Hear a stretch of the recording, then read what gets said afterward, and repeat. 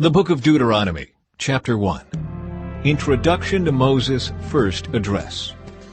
These are the words that Moses spoke to all the people of Israel while they were in the wilderness east of the Jordan River. They were camped in the Jordan Valley near Suph, between Paran on one side and Tophel, Laban, Hazeroth, and Dizahab on the other. Normally, it takes only 11 days to travel from Mount Sinai to Kadesh Barnea going by way of Mount Seir.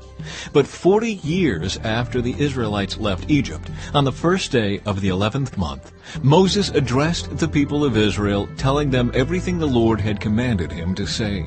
This took place after he had defeated King Sihon of the Amorites, who had ruled in Heshbon, and King Og of Bashan, who had ruled in Ashtaroth and Edrei. While the Israelites were in the land of Moab east of the Jordan River, Moses carefully explained the Lord's instructions as follows. The command to leave Sinai. When we were at Mount Sinai, the Lord our God said to us, "You have stayed at this mountain long enough. It is time to break camp and move on. Go to the hill country of the Amorites, and to all the neighboring regions, the Jordan Valley, the hill country, the western foothills, the Negev, and the coastal plain. Go to the land of the Canaanites and to Lebanon, and all the way to the great Euphrates River. Look, I am giving all this land to you. Go in and occupy it, for it is the land the Lord swore to give to your ancestors, Abraham, Isaac, and Jacob, and to all their descendants." Moses appoints leaders from each tribe. Moses continued, "At that time I told you, you are too great a burden for me to carry all by myself. The Lord your God has increased your population, making you as numerous as the stars. And may the Lord, the God of your ancestors, multiply you 1,000 times more and bless you as he promised. But you are such a heavy load to carry. How can I deal with all your problems and bickering? Choose some well-respected men from each tribe who are known for their wisdom and understanding, and I will appoint them as your leaders." Then you responded, "Your plan is a good one." So I took the wise and respected men you had selected from your tribes and appointed them to serve as judges and officials over you. Some were responsible for 1,000 people, some for 100, some for 50, and some for 10. At that time I instructed the judges, "You must hear the cases of your fellow Israelites and the foreigners living among you. Be perfectly fair in your decisions and impartial in your judgments. Hear the cases of those who are poor as well as those who are rich. Don't be afraid of anyone's anger, for the decision you make is God's decision. Bring me any cases that are too difficult for you, and I will handle them." At that time I gave you instructions about everything you were to do. Scouts explore the land. Then, just as the Lord our God commanded us, we left Mount Sinai and traveled through the great and terrifying wilderness, as you yourselves remember, and headed toward the hill country of the Amorites. When we arrived at Kadesh Barnea, I said to you, "You have now reached the hill country of the Amorites that the Lord our God is giving us. Look, he has placed the land in front of you. Go and occupy it, as the Lord, the God of your ancestors, has promised you. Don't be afraid. Don't be discouraged." But you all came to me and said, "First, let's send out scouts to explore the land for us. They will advise us on the best route to take and which towns we should enter." This seemed like a good idea to me, so I chose 12 scouts, one from each of your tribes. They headed for the hill country and came to the valley of Eshcol and explored it. They picked some of its fruit and brought it back to us, and they reported, "The land the Lord our God has given us is indeed a good land." Israel's rebellion against the Lord. But you rebelled against the command of the Lord your God and refused to go in. You complained in your tents and said, "The Lord must hate us. That's why he has brought us here from Egypt, to hand us over to the Amorites to be slaughtered. Where can we go? Our brothers have demoralized us with their report. They tell us the people of the land are taller and more powerful than we are, and their towns are large, with walls rising high into the sky. We even saw giants there, the descendants of Anak." But I said to you, "Don't be shocked or afraid of them. The Lord your God is going ahead of you. He will fight for you, just as you saw him do in Egypt. And you saw how the Lord your God cared for you all along the way as you traveled through the wilderness, just as a father cares for his child. Now he has brought you to this place. But even after all he did, you refused to trust the Lord your God, who goes before you, looking for the best places to camp, guiding you with a pillar of fire by night and a pillar of cloud by day. When the Lord heard your complaining, he became very angry, so he solemnly swore, "Not one of you from this wicked generation will live to see the good land I swore to give your ancestors, except Caleb son of Jephunneh. He will see this land because he has followed the Lord completely. I will give to him and his descendants some of the very land he explored during his scouting mission." And the Lord was also angry with me because of you. He said to me, "Moses, not even you will enter the promised land. Instead, your assistant, Joshua, son of Nun, will lead the people into the land. Encourage him, for he will lead Israel as they take possession of it.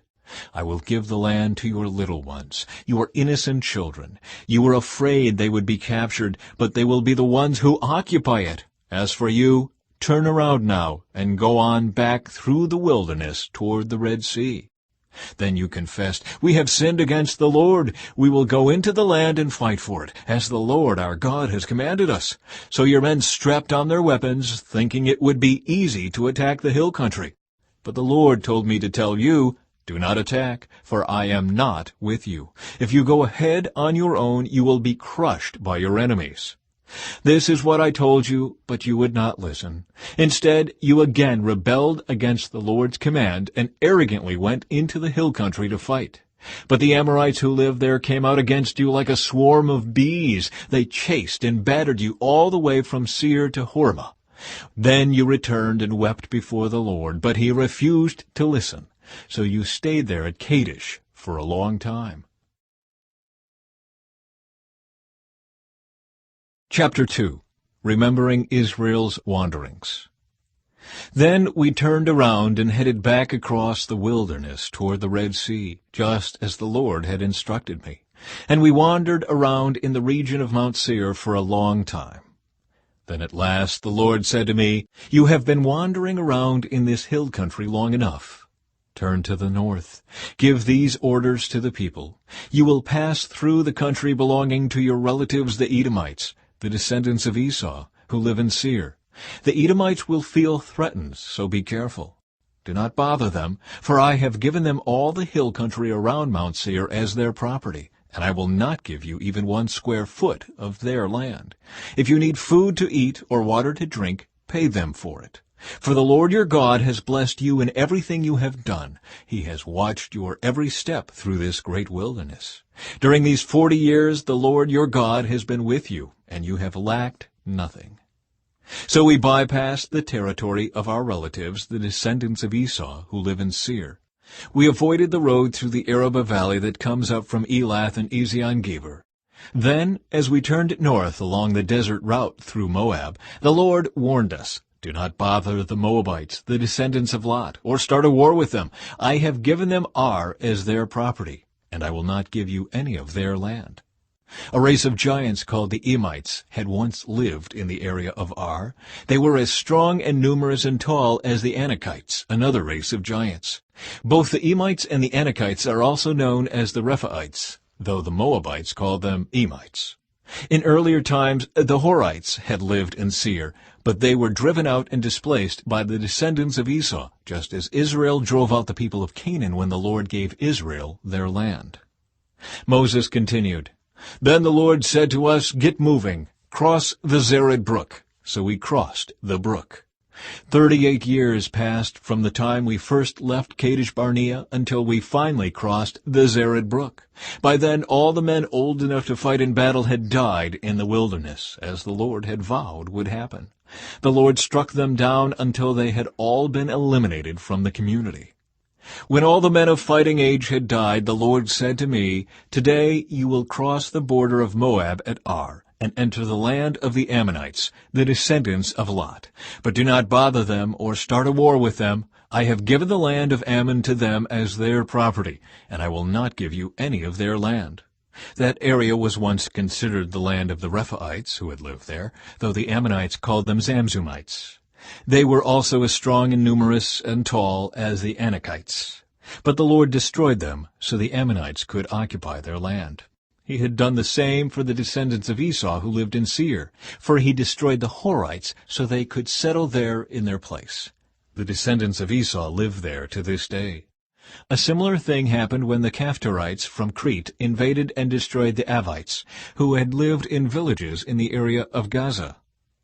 Moses continued, "Then the Lord said, 'Now get moving, cross the Arnon Gorge. Look, I will hand over to you Sihon the Amorite, king of Heshbon, and I will give you his land. Attack him and begin to occupy the land. Beginning today, I will make people throughout the earth terrified because of you. When they hear reports about you, they will tremble with dread and fear.'" Victory over Sihon of Heshbon.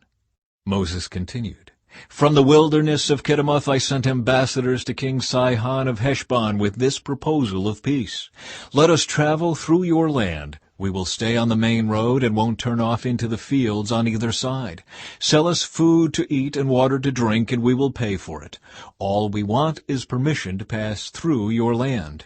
The descendants of Esau who live in Seir allowed us to go through their country, and so did the Moabites who live in Ar. Let us pass through until we cross the Jordan into the land the Lord our God is giving us." But King Sihon of Heshbon refused to allow us to pass through, because the Lord your God made Sihon stubborn and defiant, so he could help you defeat him, as he has now done. Then the Lord said to me, "Look, I have begun to hand King Sihon and his land over to you. Begin now to conquer and occupy his land." Then King Sihon declared war on us and mobilized his forces at Jahaz. But the Lord our God handed him over to us, and we crushed him, his sons, and all his people. We conquered all his towns and completely destroyed everyone, men, women, and children. Not a single person was spared. We took all the livestock as plunder for ourselves, along with anything of value from the towns we ransacked. The Lord our God also helped us conquer Aror on the edge of the Arnon Gorge, and the town in the gorge, and the whole area as far as Gilead. No town had walls too strong for us. However, we avoided the land of the Ammonites all along the Jabbok River and the towns in the hill country, all the places the Lord our God had commanded us to leave alone. Chapter 3. Victory over Og of Bashan. Next we turned and headed for the land of Bashan, where King Og and his entire army attacked us at Edrei. But the Lord told me, "Do not be afraid of him, for I have given you victory over Og and his entire army, and I will give you all his land. Treat him just as you treated King Sihon of the Amorites, who ruled in Heshbon." So the Lord our God handed King Og and all his people over to us, and we killed them all. Not a single person survived. We conquered all 60 of his towns, the entire Argob region in his kingdom of Bashan. Not a single town escaped our conquest. These towns were all fortified with high walls and barred gates. We also took many unwalled villages at the same time. We completely destroyed the kingdom of Bashan, just as we had destroyed King Sihon of Heshbon. We destroyed all the people in every town we conquered, men, women, and children alike. But we kept all the livestock for ourselves, and took plunder from all the towns. So we took the land of the 2 Amorite kings east of the Jordan River, all the way from the Arnon Gorge to Mount Hermon. Mount Hermon is called Sirion by the Sidonians, and the Amorites call it Senir. We had now conquered all the cities on the plateau, and all Gilead and Bashan, as far as the towns of Salecah and Edrei, which were part of Og's kingdom in Bashan. King Og of Bashan was the last survivor of the giant Rephaites. His bed was made of iron and was more than 13 feet long and 6 feet wide. It can still be seen in the Ammonite city of Rabbah. Land division east of the Jordan. When we took possession of this land, I gave to the tribes of Reuben and Gad the territory beyond Aror along the Arnon Gorge, plus half of the hill country of Gilead with its towns. Then I gave the rest of Gilead and all of Bashan, Og's former kingdom, to the half-tribe of Manasseh. This entire Argob region of Bashan used to be known as the land of the Rephaites. Jair, a leader from the tribe of Manasseh, conquered the whole Argob region in Bashan, all the way to the border of the Geshurites and Maacathites. Jair renamed this region after himself, calling it the Towns of Jair, as it is still known today. I gave Gilead to the clan of Machir, but I also gave part of Gilead to the tribes of Reuben and Gad. The area I gave them extended from the middle of the Arnon Gorge in the south to the Jabbok River on the Ammonite frontier. They also received the Jordan Valley, all the way from the Sea of Galilee down to the Dead Sea, with the Jordan River serving as the western boundary. To the east were the slopes of Pisgah. At that time I gave this command to the tribes that would live east of the Jordan. Although the Lord your God has given you this land as your property, all your fighting men must cross the Jordan ahead of your Israelite relatives, armed and ready to assist them. Your wives, children, and numerous livestock, however, may stay behind in the towns I have given you. When the Lord has given security to the rest of the Israelites, as he has to you, and when they occupy the land the Lord your God is giving them across the Jordan River, then you may all return here to the land I have given you. Moses forbidden to enter the land. At that time I gave Joshua this charge. You have seen for yourself everything the Lord your God has done to these two kings. He will do the same to all the kingdoms on the west side of the Jordan. Do not be afraid of the nations there, for the Lord your God will fight for you. At that time I pleaded with the Lord and said, O sovereign Lord, you have only begun to show your greatness and the strength of your hand to me, your servant. Is there any God in heaven or on earth who can perform such great and mighty deeds as you do? Please let me cross the Jordan to see the wonderful land on the other side, the beautiful hill country and the Lebanon mountains. But the Lord was angry with me because of you, and he would not listen to me. That's enough, he declared. Speak of it no more. But go up to Pisgah Peak and look over the land in every direction. Take a good look, but you may not cross the Jordan River. Instead, commission Joshua and encourage and strengthen him, for he will lead the people across the Jordan. He will give them all the land you now see before you as their possession. So he stayed in the valley near Beth Peor. Chapter 4. Moses urges Israel to obey. And now, Israel, listen carefully to these decrees and regulations that I am about to teach you. Obey them so that you may live, so you may enter and occupy the land that the Lord, the God of your ancestors, is giving you. Do not add to or subtract from these commands I am giving you. Just obey the commands of the Lord your God that I am giving you. You saw for yourself what the Lord did to you at Baal Peor. There the Lord your God destroyed everyone who had worshipped Baal, the god of Peor.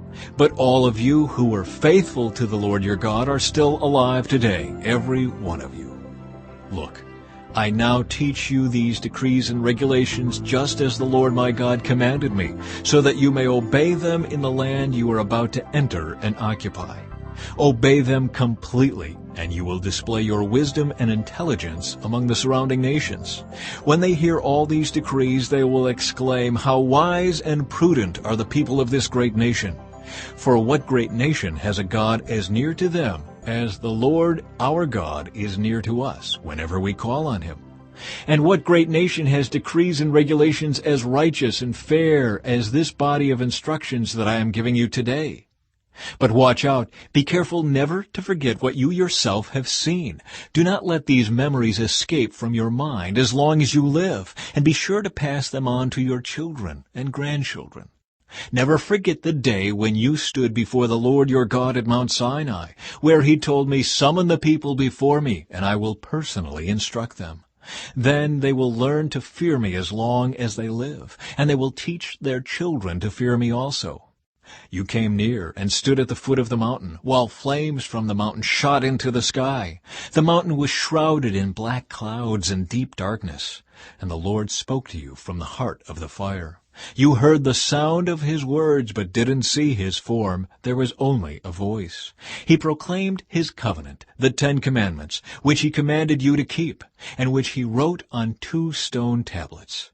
It was at that time that the Lord commanded me to teach you his decrees and regulations so you would obey them in the land you are about to enter and occupy. A warning against idolatry. But be very careful. You did not see the Lord's form on the day he spoke to you from the heart of the fire at Mount Sinai. So do not corrupt yourselves by making an idol in any form, whether of a man or a woman, an animal on the ground, a bird in the sky, a small animal that scurries along the ground, or a fish in the deepest sea. And when you look up into the sky and see the sun, moon, and stars, all the forces of heaven, don't be seduced into worshiping them.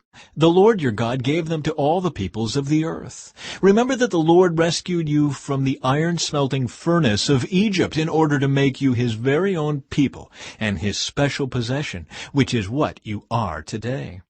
But the Lord was angry with me because of you. He vowed that I would not cross the Jordan River into the good land the Lord your God is giving you as your special possession.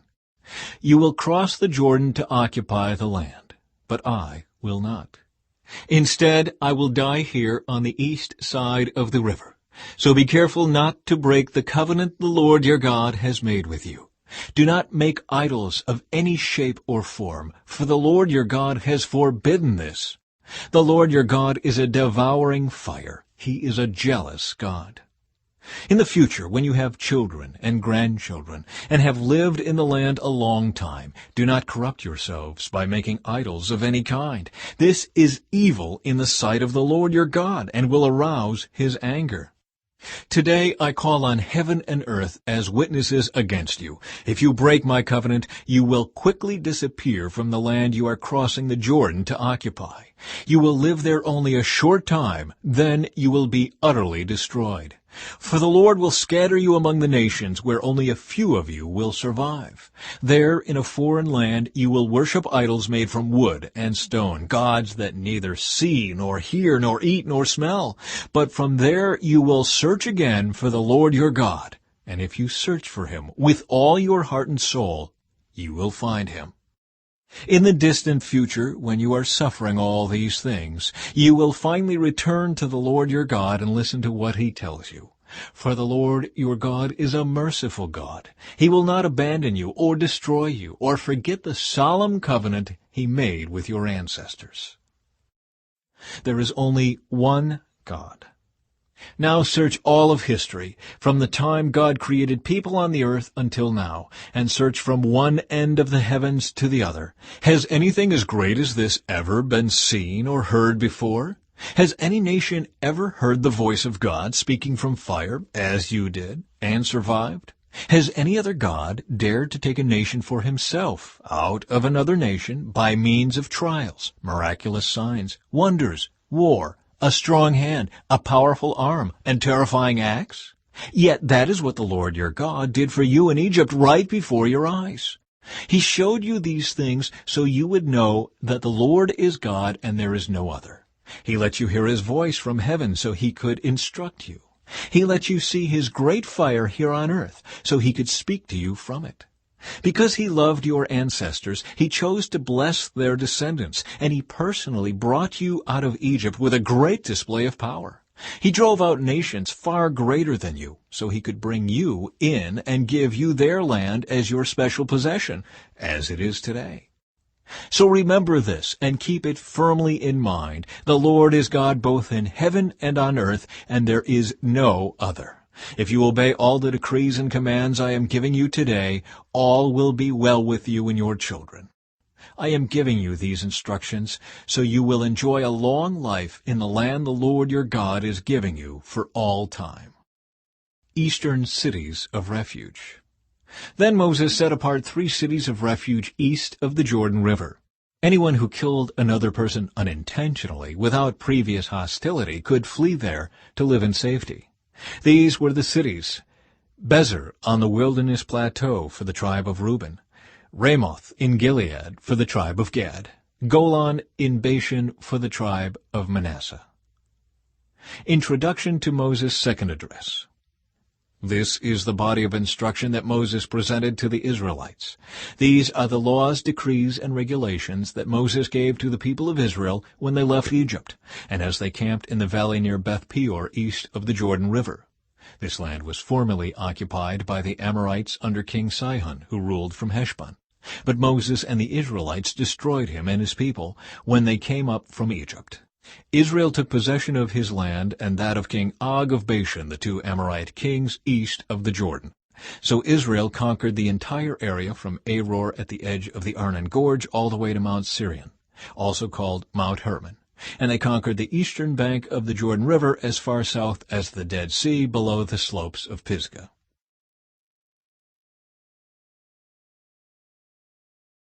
Chapter 5. 10 Commandments for the Covenant Community.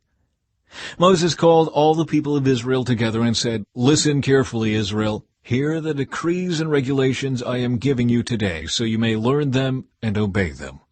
The Lord our God made a covenant with us at Mount Sinai. The Lord did not make this covenant with our ancestors, but with all of us who are alive today. At the mountain the Lord spoke to you face to face from the heart of the fire. I stood as an intermediary between you and the Lord, for you were afraid of the fire and did not want to approach the mountain. He spoke to me, and I passed his words on to you. This is what he said. I am the Lord your God, who rescued you from the land of Egypt, the place of your slavery. You must not have any other god but me.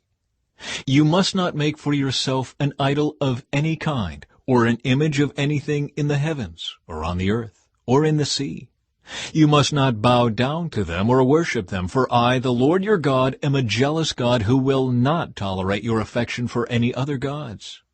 I lay the sins of the parents upon their children. The entire family is affected, even children in the third and fourth generations of those who reject me. But I lavish unfailing love for 1,000 generations on those who love me and obey my commands. You must not misuse the name of the Lord your God. The Lord will not let you go unpunished if you misuse his name. Observe the Sabbath day by keeping it holy, as the Lord your God has commanded you. You have 6 days each week for your ordinary work, but the seventh day is a Sabbath day of rest, dedicated to the Lord your God. On that day no one in your household may do any work. This includes you, your sons and daughters, your male and female servants, your oxen and donkeys, and other livestock, and any foreigners living among you. All your male and female servants must rest as you do. Remember that you were once slaves in Egypt, but the Lord your God brought you out with his strong hand and powerful arm. That is why the Lord your God has commanded you to rest on the Sabbath day. Honor your father and mother, as the Lord your God commanded you. Then you will live a long, full life in the land the Lord your God is giving you. You must not murder. You must not commit adultery. You must not steal. You must not testify falsely against your neighbor. You must not covet your neighbor's wife. You must not covet your neighbor's house or land, male or female servant, ox or donkey, or anything else that belongs to your neighbor. The Lord spoke these words to all of you assembled there at the foot of the mountain. He spoke with a loud voice from the heart of the fire, surrounded by clouds and deep darkness. This was all he said at that time, and he wrote his words on 2 stone tablets and gave them to me. But when you heard the voice from the heart of the darkness, while the mountain was blazing with fire, all your tribal leaders and elders came to me. They said, "Look, the Lord our God has shown us his glory and greatness, and we have heard his voice from the heart of the fire. Today we have seen that God can speak to us humans, and yet we live. But now, why should we risk death again? If the Lord our God speaks to us again, we will certainly die and be consumed by this awesome fire. Can any living thing hear the voice of the living God from the heart of the fire as we did and yet survive? Go yourself and listen to what the Lord our God says. Then come and tell us everything he tells you, and we will listen and obey." The Lord heard the request you made to me, and he said, "I have heard what the people said to you, and they are right. Oh, that they would always have hearts like this, that they might fear me and obey all my commands. If they did, they and their descendants would prosper forever. Go and tell them, 'Return to your tents.' But you stand here with me, so I can give you all my commands, decrees, and regulations.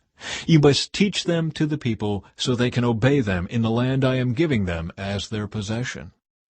So Moses told the people, "You must be careful to obey all the commands of the Lord your God, following his instructions in every detail. Stay on the path that the Lord your God has commanded you to follow. Then you will live long and prosperous lives in the land you are about to enter and occupy." Chapter 6. A call for wholehearted commitment. These are the commands, decrees, and regulations that the Lord your God commanded me to teach you. You must obey them in the land you are about to enter and occupy, and you and your children and grandchildren must fear the Lord your God as long as you live. If you obey all his decrees and commands, you will enjoy a long life. Listen closely, Israel, and be careful to obey.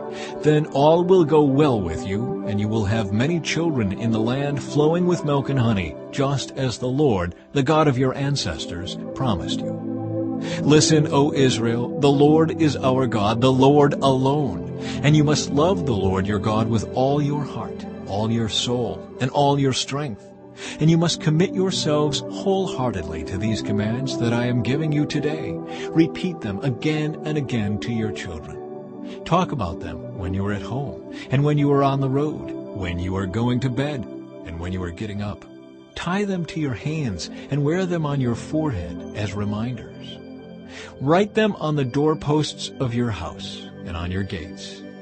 The Lord your God will soon bring you into the land he swore to give you when he made a vow to your ancestors Abraham, Isaac, and Jacob. It is a land with large, prosperous cities that you did not build.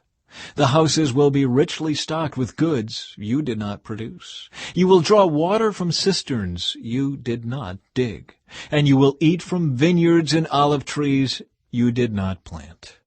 When you have eaten your fill in this land, be careful not to forget the Lord who rescued you from slavery in the land of Egypt. You must fear the Lord your God and serve him. When you take an oath, you must use only his name. You must not worship any of the gods of neighboring nations, for the Lord your God who lives among you is a jealous God. His anger will flare up against you, and he will wipe you from the face of the earth. You must not test the Lord your God, as you did when you complained at Massah. You must diligently obey the commands of the Lord your God, all the laws and decrees he has given you.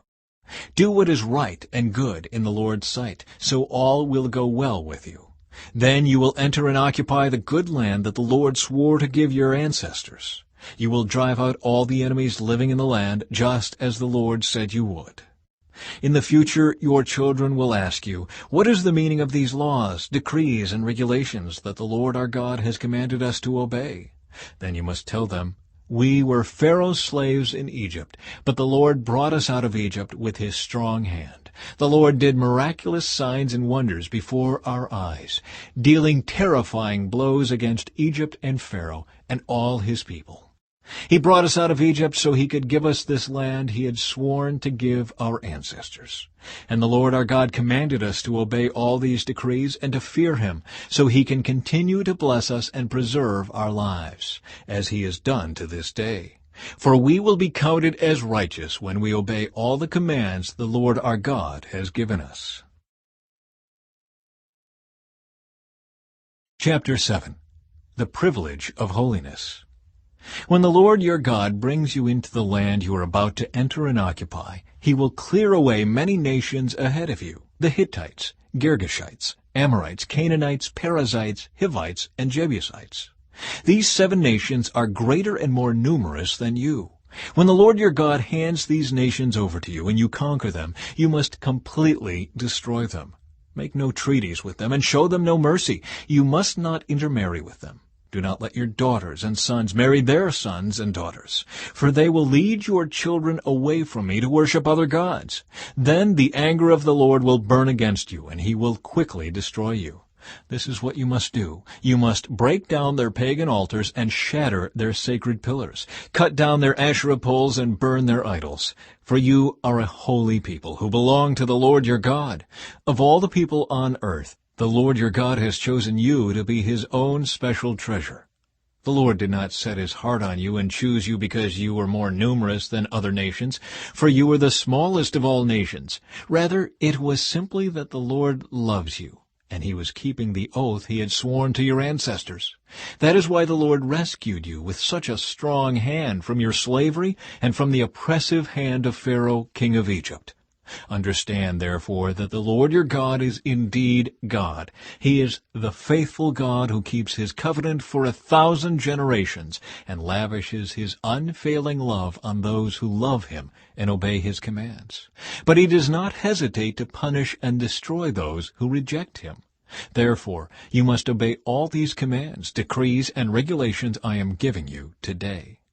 If you listen to these regulations and faithfully obey them, the Lord your God will keep his covenant of unfailing love with you, as he promised with an oath to your ancestors. He will love you and bless you, and he will give you many children.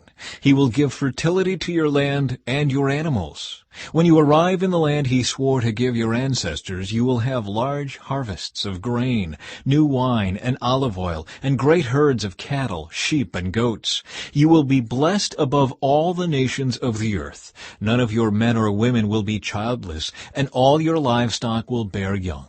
And the Lord will protect you from all sickness. He will not let you suffer from the terrible diseases you knew in Egypt, but he will inflict them on all your enemies.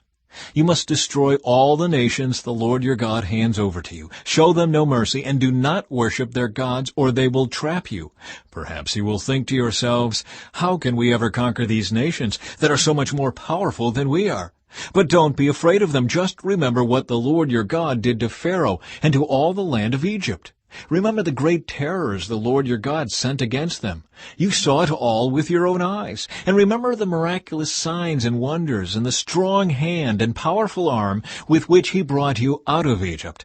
The Lord your God will use this same power against all the people you fear. And then the Lord your God will send terror to drive out the few survivors still hiding from you. No, do not be afraid of those nations, for the Lord your God is among you, and he is a great and awesome God. The Lord your God will drive those nations out ahead of you little by little. You will not clear them away all at once, otherwise the wild animals would multiply too quickly for you. But the Lord your God will hand them over to you. He will throw them into complete confusion until they are destroyed. He will put their kings in your power, and you will erase their names from the face of the earth. No one will be able to stand against you, and you will destroy them all. You must burn their idols in fire, and you must not covet the silver or gold that covers them. You must not take it, or it will become a trap to you, for it is detestable to the Lord your God. Do not bring any detestable objects into your home, for then you will be destroyed, just like them. You must utterly detest such things, for they are set apart for destruction. Chapter 8. A Call to Remember and Obey. Be careful to obey all the commands I am giving you today. Then you will live and multiply, and you will enter and occupy the land the Lord swore to give your ancestors. Remember how the Lord your God led you through the wilderness for these 40 years, humbling you and testing you to prove your character and to find out whether or not you would obey his commands. Yes, he humbled you by letting you go hungry and then feeding you with manna, a food previously unknown to you and your ancestors. He did it to teach you that people do not live by bread alone. Rather, we live by every word that comes from the mouth of the Lord. For all these 40 years, your clothes didn't wear out, and your feet didn't blister or swell. Think about it. Just as a parent disciplines a child, the Lord your God disciplines you for your own good. So obey the commands of the Lord your God by walking in his ways and fearing him. For the Lord your God is bringing you into a good land of flowing streams and pools of water, with fountains and springs that gush out in the valleys and hills. It is a land of wheat and barley, of grapevines, fig trees, and pomegranates, of olive oil and honey. It is a land where food is plentiful and nothing is lacking. It is a land where iron is as common as stone, and copper is abundant in the hills. When you have eaten your fill, be sure to praise the Lord your God for the good land he has given you. But that is the time to be careful. Beware that in your plenty you do not forget the Lord your God and disobey his commands, regulations, and decrees that I am giving you today. For when you have become full and prosperous, and have built fine homes to live in, and when your flocks and herds have become very large, and your silver and gold have multiplied along with everything else, be careful. Do not become proud at that time, and forget the Lord your God, who rescued you from slavery in the land of Egypt. Do not forget that he led you through the great and terrifying wilderness, with its poisonous snakes and scorpions, where it was so hot and dry. He gave you water from the rock. He fed you with manna in the wilderness, a food unknown to your ancestors. He did this to humble you and test you for your own good. He did all this so you would never say to yourself, I have achieved this wealth with my own strength and energy. Remember the Lord your God.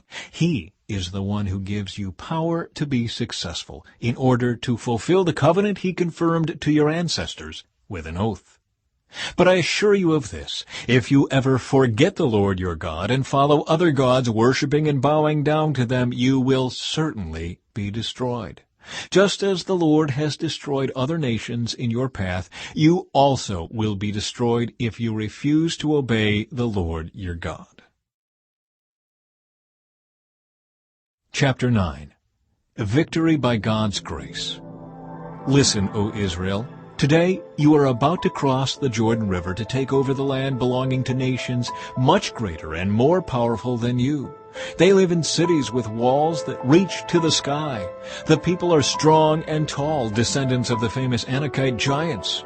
You've heard the saying, who can stand up to the Anakites? But recognize today that the Lord your God is the one who will cross over ahead of you like a devouring fire to destroy them. He will subdue them so that you will quickly conquer them and drive them out just as the Lord has promised. After the Lord your God has done this for you, don't say in your hearts, the Lord has given us this land because we are such good people. No, it is because of the wickedness of the other nations that he is pushing them out of your way. It is not because you are so good or have such integrity that you are about to occupy their land. The Lord your God will drive these nations out ahead of you only because of their wickedness, and to fulfill the oath he swore to your ancestors Abraham, Isaac, and Jacob. You must recognize that the Lord your God is not giving you this good land because you are good, for you are not. You are a stubborn people. Remembering the gold calf. Remember and never forget how angry you made the Lord your God out in the wilderness. From the day you left Egypt until now, you have been constantly rebelling against him. Even at Mount Sinai, you made the Lord so angry he was ready to destroy you. This happened when I was on the mountain receiving the tablets of stone inscribed with the words of the covenant that the Lord had made with you. I was there for 40 days and 40 nights, and all that time I ate no food and drank no water. The Lord gave me the 2 tablets on which God had written with his own finger all the words he had spoken to you from the heart of the fire when you were assembled at the mountain. At the end of the 40 days and nights, the Lord handed me the 2 stone tablets inscribed with the words of the covenant. Then the Lord said to me, Get up, go down immediately, for the people you brought out of Egypt have corrupted themselves. How quickly they have turned away from the way I commanded them to live. They have melted gold and made an idol for themselves. The Lord also said to me, I have seen how stubborn and rebellious these people are. Leave me alone so I may destroy them and erase their name from under heaven. Then I will make a mighty nation of your descendants, a nation larger and more powerful than they are. So while the mountain was blazing with fire, I turned and came down, holding in my hands the 2 stone tablets inscribed with the terms of the covenant. There below me I could see that you had sinned against the Lord your God. You had melted gold and made a calf idol for yourselves. How quickly you had turned away from the path the Lord had commanded you to follow. So I took the stone tablets and threw them to the ground, smashing them before your eyes. Then, as before, I threw myself down before the Lord for 40 days and nights. I ate no bread and drank no water because of the great sin you had committed by doing what the Lord hated, provoking him to anger. I feared that the furious anger of the Lord, which turned him against you, would drive him to destroy you. But again, he listened to me. The Lord was so angry with Aaron that he wanted to destroy him too. But I prayed for Aaron, and the Lord spared him. I took your sin, the calf you had made, and I melted it down in the fire and ground it into fine dust. Then I threw the dust into the stream that flows down the mountain. You also made the Lord angry at Taberah, Massah, and Kibroth-Hattaavah. And at Kadesh-Barnea the Lord sent you out with this command, Go up and take over the land I have given you. But you rebelled against the command of the Lord your God and refused to put your trust in him or obey him. Yes, you have been rebelling against the Lord as long as I have known you. That is why I threw myself down before the Lord for 40 days and nights. For the Lord said he would destroy you. I prayed to the Lord and said, O sovereign Lord, do not destroy them. They are your own people. They are your special possession, whom you redeemed from Egypt by your mighty power and your strong hand. Please overlook the stubbornness and the awful sin of these people, and remember instead your servants Abraham, Isaac, and Jacob. If you destroy these people, the Egyptians will say, The Israelites died because the Lord wasn't able to bring them to the land he had promised to give them. Or they might say, He destroyed them because he hated them. He deliberately took them into the wilderness to slaughter them. But they are your people and your special possession, whom you brought out of Egypt by your great strength and powerful arm. Chapter 10. A New Copy of the Covenant. At that time the Lord said to me, Chisel out 2 stone tablets like the first ones. Also make a wooden ark, a sacred chest to store them in. Come up to me on the mountain, and I will write on the tablets the same words that were on the ones you smashed. Then place the tablets in the ark. So I made an ark of acacia wood and cut 2 stone tablets like the first 2. Then I went up the mountain with the tablets in my hand. Once again, the Lord wrote the 10 commandments on the tablets and gave them to me. They were the same words the Lord had spoken to you from the heart of the fire on the day you were assembled at the foot of the mountain. Then I turned and came down the mountain and placed the tablets in the ark of the covenant, which I had made just as the Lord commanded me, and the tablets are still there in the ark. The people of Israel set out from the wells of the people of Jaachan and traveled to Mosera, where Aaron died and was buried. His son Eleazar ministered as high priest in his place. Then they journeyed to Gudgodah, and from there to Jotbatha, a land with many brooks and streams. At that time the Lord set apart the tribe of Levi to carry the ark of the Lord's covenant, and to stand before the Lord as his ministers, and to pronounce blessings in his name. These are their duties to this day. That is why the Levites have no share of property or possession of land among the other Israelite tribes. The Lord himself is their special possession, as the Lord your God told them. As for me, I stayed on the mountain in the Lord's presence for 40 days and nights, as I had done the first time. And once again the Lord listened to my pleas and agreed not to destroy you. Then the Lord said to me, Get up and resume the journey, and lead the people to the land I swore to give to their ancestors, so they may take possession of it. A call to love and obedience. And now, Israel, what does the Lord your God require of you?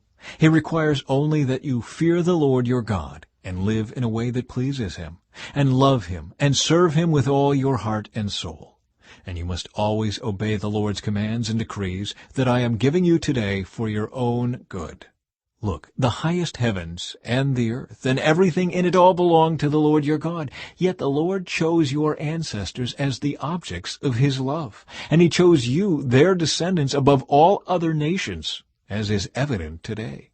Therefore, change your hearts and stop being stubborn. For the Lord your God is the God of gods and Lord of lords. He is the great God, the mighty and awesome God, who shows no partiality and cannot be bribed. He ensures that orphans and widows receive justice. He shows love to the foreigners living among you, and gives them food and clothing. So you too must show love to foreigners, for you yourselves were once foreigners in the land of Egypt. You must fear the Lord your God and worship him and cling to him. Your oaths must be in his name alone. He alone is your God, the only one who is worthy of your praise, the one who has done these mighty miracles that you have seen with your own eyes. When your ancestors went down into Egypt, there were only 70 of them. But now the Lord your God has made you as numerous as the stars in the sky. Chapter 11. You must love the Lord your God and obey all His requirements, decrees, regulations, and commands. Keep in mind that I am not talking now to your children who have never experienced the discipline of the Lord your God or seen His greatness and His strong hand and powerful arm. They didn't see the miraculous signs and wonders He performed in Egypt against Pharaoh and all his land. They didn't see what the Lord did to the armies of Egypt and to their horses and chariots, how He drowned them in the Red Sea as they were chasing you. He destroyed them, and they have not recovered to this very day. Your children didn't see how the Lord cared for you in the wilderness until you arrived here. They didn't see what He did to Dathan and Abiram, the sons of Eliab, a descendant of Reuben, when the earth opened its mouth in the Israelite camp and swallowed them, along with their households and tents and every living thing that belonged to them. But you have seen the Lord perform all these mighty deeds with your own eyes. The blessings of obedience. Therefore be careful to obey every command I am giving you today, so you may have strength to go in and take over the land you are about to enter. If you obey, you will enjoy a long life in the land the Lord swore to give to your ancestors and to you, their descendants, a land flowing with milk and honey. For the land you are about to enter and take over is not like the land of Egypt from which you came, where you planted your seed and made irrigation ditches with your foot, as in a vegetable garden. Rather, the land you will soon take over is a land of hills and valleys, with plenty of rain, a land that the Lord your God cares for. He watches over it through each season of the year. If you carefully obey all the commands I am giving you today, and if you love the Lord your God and serve Him with all your heart and soul, then He will send the rains in their proper seasons, the early and late rains, so you can bring in your harvests of grain, new wine, and olive oil. He will give you lush pasture land for your livestock, and you yourselves will have all you want to eat. But be careful. Don't let your heart be deceived, so that you turn away from the Lord and serve and worship other gods. If you do, the Lord's anger will burn against you. He will shut up the sky and hold back the rain, and the ground will fail to produce its harvests. Then you will quickly die in that good land the Lord is giving you.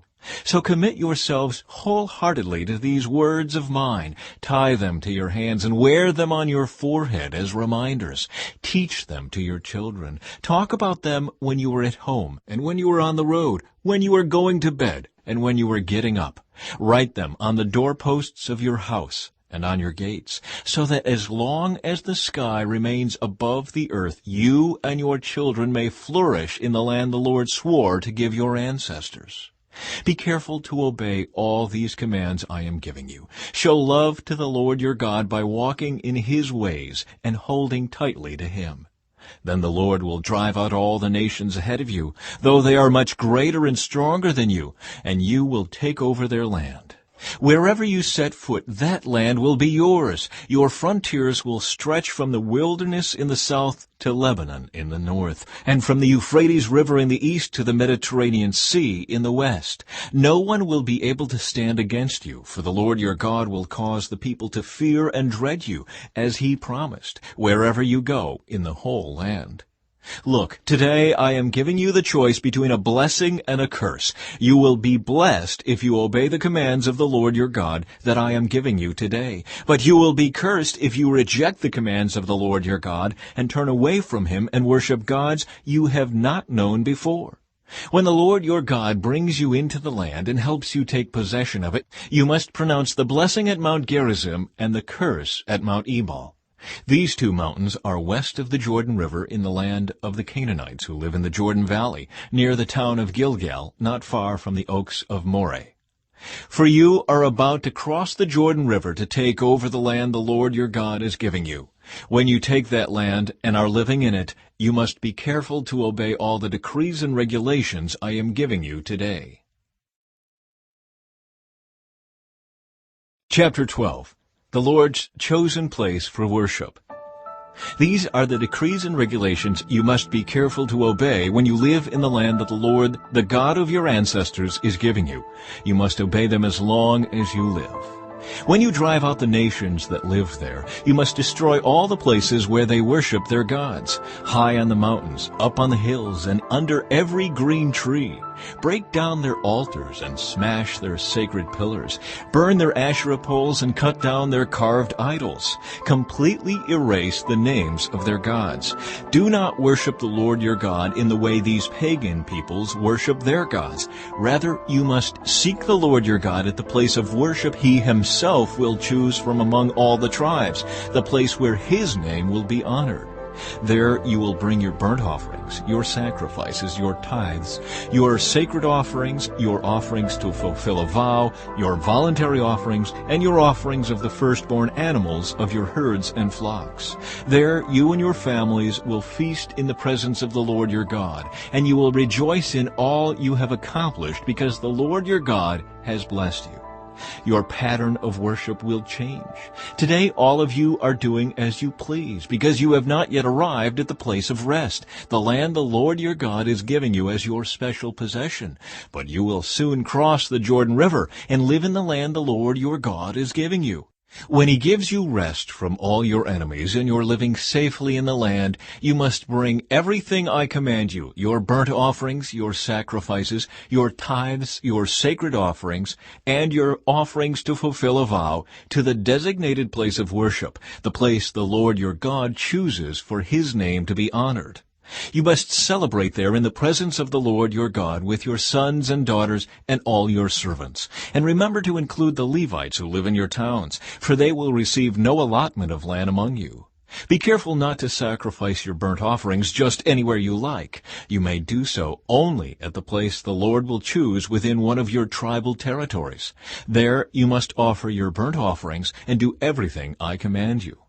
But you may butcher your animals and eat their meat in any town whenever you want. You may freely eat the animals with which the Lord your God blesses you. All of you, whether ceremonially clean or unclean, may eat that meat, just as you now eat gazelle and deer. But you must not eat the blood. You must pour it out on the ground like water. But you may not eat your offerings in your hometown. Neither the tithe of your grain and new wine and olive oil, nor the firstborn of your flocks and herds, nor any offering to fulfill a vow, nor your voluntary offerings, nor your sacred offerings. You must eat these in the presence of the Lord your God at the place He will choose. Eat them there with your children, your servants, and the Levites who live in your towns, celebrating in the presence of the Lord your God in all you do. And be very careful never to neglect the Levites as long as you live in your land. When the Lord your God expands your territory as He has promised, and you have the urge to eat meat, you may freely eat meat whenever you want. It might happen that the designated place of worship, the place the Lord your God chooses for His name to be honored, is a long way from your home. If so, you may butcher any of the cattle, sheep, or goats the Lord has given you, and you may freely eat the meat in your hometown, as I have commanded you. Anyone, whether ceremonially clean or unclean, may eat that meat, just as you do now with gazelle and deer. But never eat the blood, for the blood is the life, and you must not eat the lifeblood with the meat. Instead, pour out the blood on the ground like water. Do not eat the blood, so that all may go well with you and your children after you, because you will be doing what pleases the Lord. Take your sacred gifts and your offerings given to fulfill a vow to the place the Lord chooses. You must offer the meat and blood of your burnt offerings on the altar of the Lord your God. The blood of your other sacrifices must be poured out on the altar of the Lord your God, but you may eat the meat. Be careful to obey all my commands, so that all will go well with you and your children after you, because you will be doing what is good and pleasing to the Lord your God. When the Lord your God goes ahead of you and destroys the nations, and you drive them out and live in their land, do not fall into the trap of following their customs and worshiping their gods. Do not inquire about their gods, saying, "How do these nations worship their gods? I want to follow their example." You must not worship the Lord your God the way the other nations worship their gods, for they perform for their gods every detestable act that the Lord hates. They even burn their sons and daughters as sacrifices to their gods. So be careful to obey all the commands I give you. You must not add anything to them or subtract anything from them. Chapter 13. A warning against idolatry. Suppose there are prophets among you, or those who dream dreams about the future. And they promise you signs or miracles, and the predicted signs or miracles occur. If they then say, "Come, let us worship other gods," gods you have not known before, do not listen to them. The Lord your God is testing you to see if you truly love him with all your heart and soul. Serve only the Lord your God and fear him alone. Obey his commands, listen to his voice, and cling to him.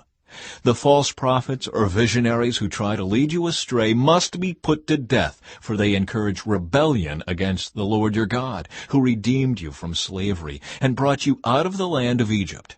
Since they try to lead you astray from the way the Lord your God commanded you to live, you must put them to death. In this way you will purge the evil from among you.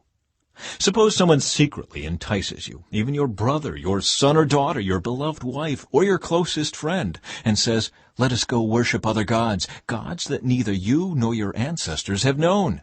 They might suggest that you worship the gods of peoples who live nearby, or who come from the ends of the earth. But do not give in or listen. Have no pity, and do not spare or protect them. You must put them to death.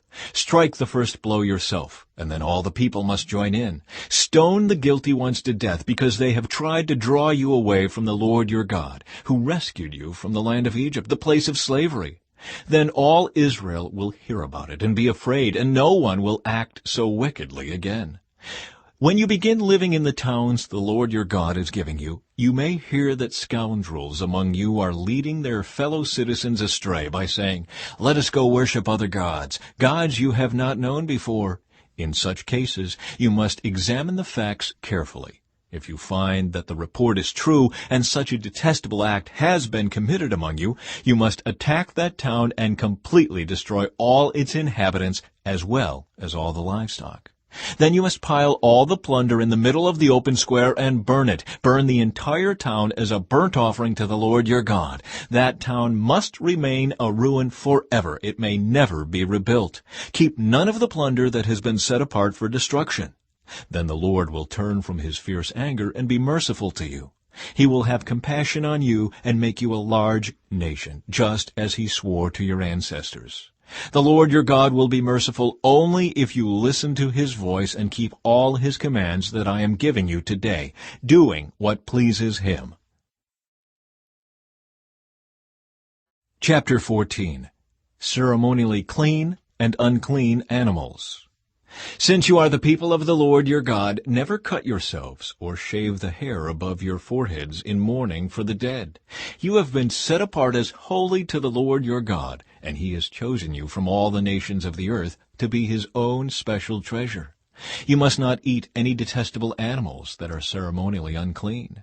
These are the animals you may eat: the ox, the sheep, the goat, the deer, the gazelle, the roe deer, the wild goat, the addax, the antelope, and the mountain sheep. You may eat any animal that has completely split hooves and chews the cud. But if the animal doesn't have both, it may not be eaten. So you may not eat the camel, the hare, or the hyrax. They chew the cud, but do not have split hooves, so they are ceremonially unclean for you. And you may not eat the pig. It has split hooves, but does not chew the cud, so it is ceremonially unclean for you. You may not eat the meat of these animals or even touch their carcasses.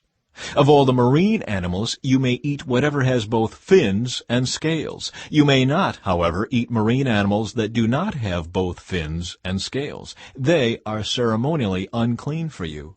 You may eat any bird that is ceremonially clean. These are the birds you may not eat: the griffin vulture, the bearded vulture, the black vulture, the kite, the falcon, buzzards of all kinds, ravens of all kinds, the eagle owl, the short-eared owl, the seagull, hawks of all kinds, the little owl, the great owl, the barn owl, the desert owl, the Egyptian vulture, the cormorant, the stork, herons of all kinds, the hoopoe, and the bat.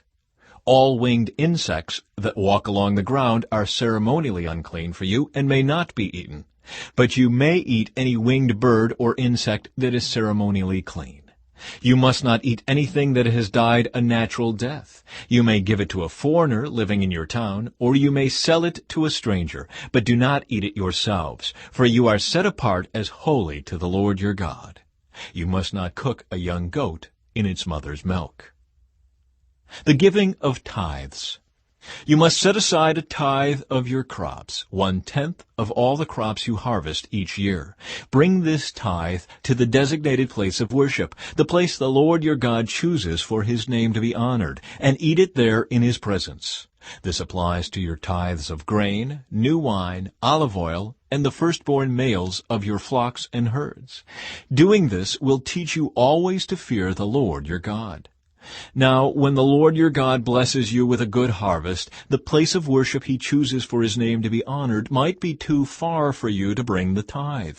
If so, you may sell the tithe portion of your crops and herds, put the money in a pouch, and go to the place the Lord your God has chosen.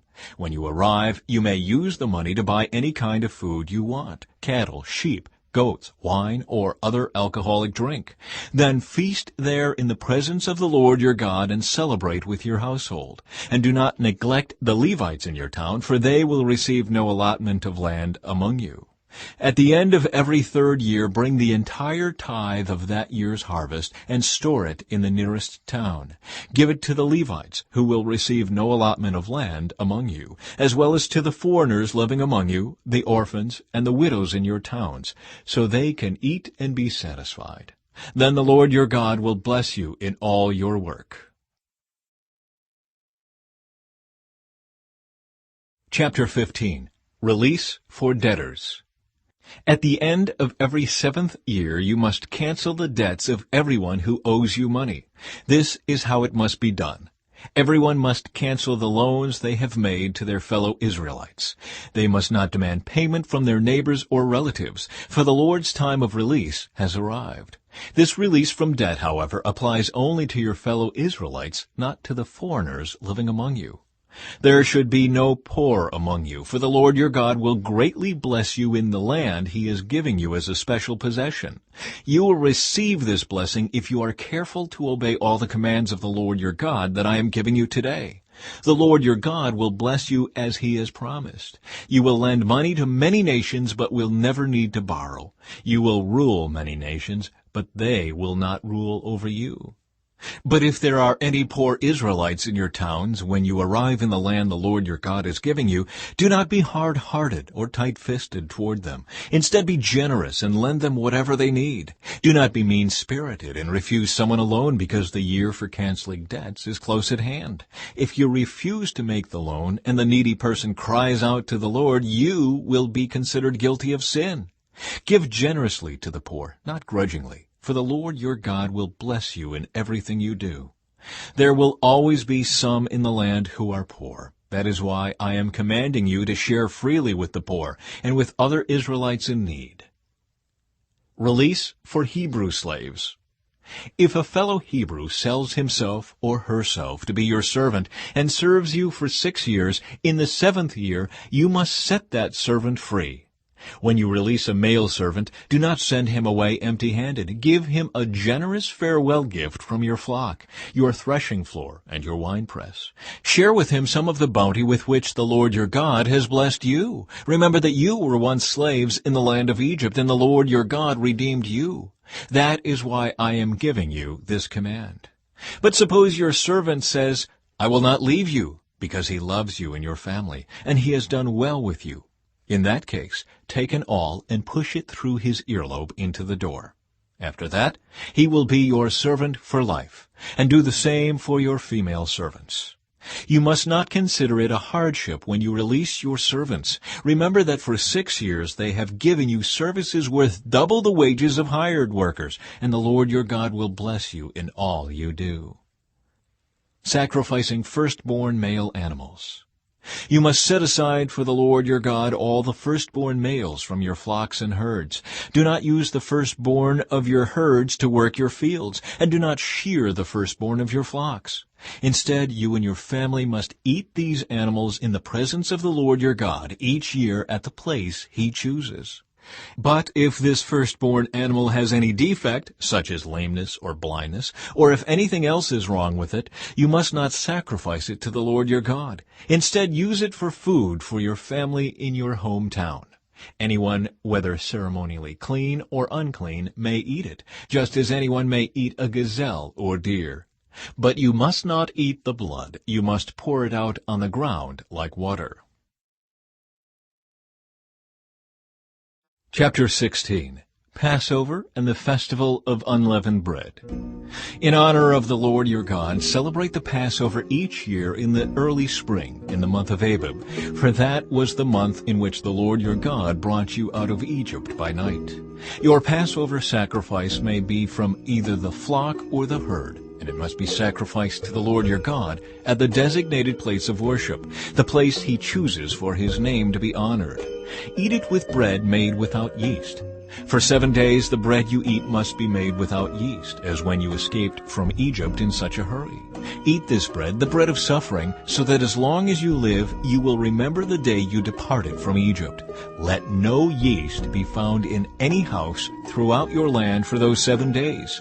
And when you sacrifice the Passover lamb on the evening of the first day, do not let any of the meat remain until the next morning. You may not sacrifice the Passover in just any of the towns that the Lord your God is giving you. You must offer it only at the designated place of worship, the place the Lord your God chooses for his name to be honored.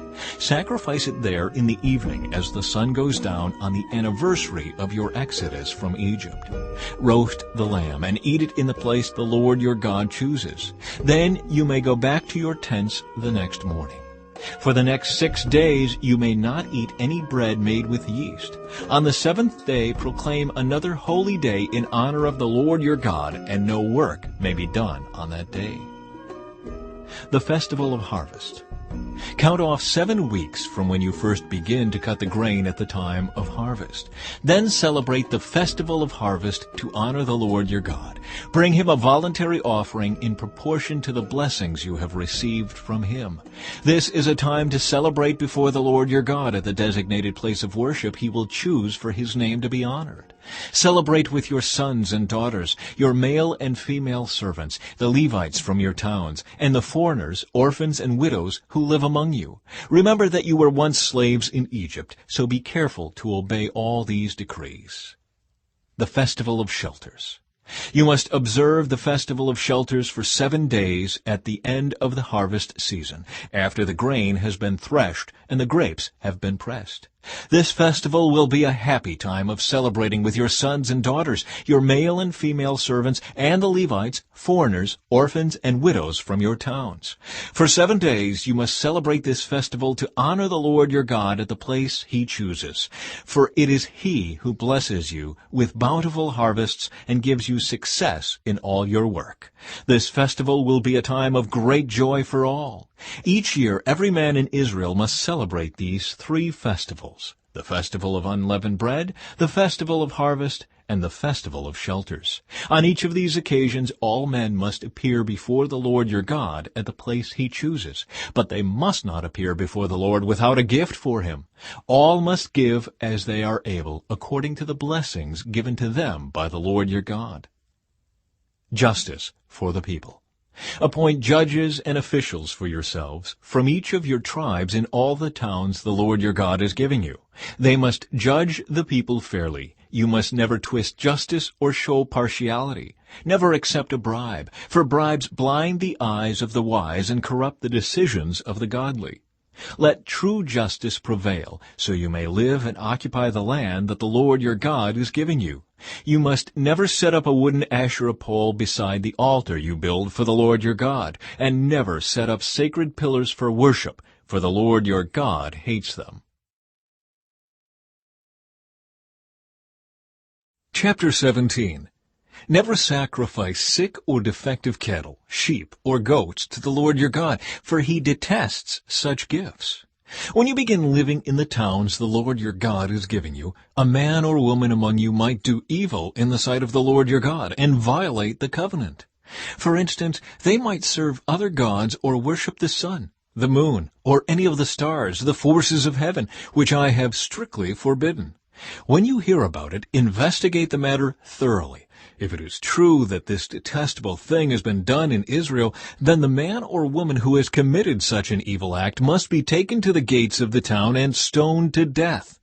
But never put a person to death on the testimony of only one witness. There must always be 2 or 3 witnesses. The witnesses must throw the first stones, and then all the people may join in. In this way you will purge the evil from among you. Suppose a case arises in a local court that is too hard for you to decide. For instance, whether someone is guilty of murder or only of manslaughter, or a difficult lawsuit, or a case involving different kinds of assault. Take such legal cases to the place the Lord your God will choose, and present them to the Levitical priests or the judge on duty at that time. They will hear the case and declare the verdict. You must carry out the verdict they announce and the sentence they prescribe at the place the Lord chooses. You must do exactly what they say. After they have interpreted the law and declared their verdict, the sentence they impose must be fully executed. Do not modify it in any way. Anyone arrogant enough to reject the verdict of the judge or of the priest who represents the Lord your God must die. In this way you will purge the evil from Israel. Then everyone else will hear about it and be afraid to act so arrogantly. Guidelines for a king. You are about to enter the land the Lord your God is giving you. When you take it over and settle there, you may think, we should select a king to rule over us, like the other nations around us. If this happens, be sure to select as king the man the Lord your God chooses. You must appoint a fellow Israelite. He may not be a foreigner. The king must not build up a large stable of horses for himself or send his people to Egypt to buy horses, for the Lord has told you, you must never return to Egypt. The king must not take many wives for himself, because they will turn his heart away from the Lord. And he must not accumulate large amounts of wealth in silver and gold for himself. When he sits on the throne as king, he must copy for himself this body of instruction on a scroll in the presence of the Levitical priests. He must always keep that copy with him and read it daily as long as he lives. That way he will learn to fear the Lord his God by obeying all the terms of these instructions and decrees. This regular reading will prevent him from becoming proud and acting as if he is above his fellow citizens. It will also prevent him from turning away from these commands in the smallest way. And it will ensure that he and his descendants will reign for many generations in Israel. Chapter 18. Gifts for the priests and Levites. Remember that the Levitical priests, that is, the whole of the tribe of Levi, will receive no allotment of land among the other tribes in Israel. Instead, the priests and Levites will eat from the special gifts given to the Lord, for that is their share. They will have no land of their own among the Israelites. The Lord himself is their special possession, just as he promised them. These are the parts the priests may claim as their share from the cattle, sheep, and goats that the people bring as offerings, the shoulder, the cheeks, and the stomach. You must also give to the priests the first share of the grain, the new wine, the olive oil, and the wool at shearing time. For the Lord your God chose the tribe of Levi out of all your tribes to minister in the Lord's name forever. Suppose a Levite chooses to move from his town in Israel, wherever he is living, to the place the Lord chooses for worship. He may minister there in the name of the Lord his God, just like all his fellow Levites who are serving the Lord there. He may eat his share of the sacrifices and offerings, even if he also receives support from his family. A call to holy living. When you enter the land the Lord your God is giving you, be very careful not to imitate the detestable customs of the nations living there. For example, never sacrifice your son or daughter as a burnt offering, and do not let your people practice fortune-telling, or use sorcery, or interpret omens, or engage in witchcraft, or cast spells, or function as mediums or psychics, or call forth the spirits of the dead. Anyone who does these things is detestable to the Lord. It is because the other nations have done these detestable things that the Lord your God will drive them out ahead of you. But you must be blameless before the Lord your God. The nations you are about to displace consult sorcerers and fortune-tellers, but the Lord your God forbids you to do such things. True and false prophets. Moses continued, "The Lord your God will raise up for you a prophet like me from among your fellow Israelites. You must listen to him, for this is what you yourselves requested of the Lord your God when you were assembled at Mount Sinai. You said, 'Don't let us hear the voice of the Lord our God any more, or see this blazing fire, for we will die.' Then the Lord said to me, 'What they have said is right. I will raise up a prophet like you from among their fellow Israelites. I will put my words in his mouth, and he will tell the people everything I command him. I will personally deal with anyone who will not listen to the messages the prophet proclaims on my behalf. But any prophet who falsely claims to speak in my name, or who speaks in the name of another god, must die.' But you may wonder, how will we know whether or not a prophecy is from the Lord? If the prophet speaks in the Lord's name, but his prediction does not happen or come true, you will know that the Lord did not give that message. That prophet has spoken without my authority and need not be feared." Chapter 19. Cities of Refuge. When the Lord your God destroys the nations whose land he is giving you, you will take over their land and settle in their towns and homes. Then you must set apart 3 cities of refuge in the land the Lord your God is giving you. Survey the territory and divide the land the Lord your God is giving you into 3 districts, with one of these cities in each district. Then anyone who has killed someone can flee to one of the cities of refuge for safety. If someone kills another person unintentionally, without previous hostility, the slayer may flee to any of these cities to live in safety. For example, suppose someone goes into the forest with a neighbor to cut wood, and suppose one of them swings an axe to chop down a tree, and the axe head flies off the handle, killing the other person. In such cases, the slayer may flee to one of the cities of refuge to live in safety. If the distance to the nearest city of refuge is too far, an enraged avenger might be able to chase down and kill the person who caused the death. Then the slayer would die unfairly, since he had never shown hostility toward the person who died. That is why I am commanding you to set aside 3 cities of refuge. And if the Lord your God enlarges your territory as he swore to your ancestors, and gives you all the land he promised them, you must designate 3 additional cities of refuge. He will give you this land if you are careful to obey all the commands I have given you, if you always love the Lord your God and walk in his ways.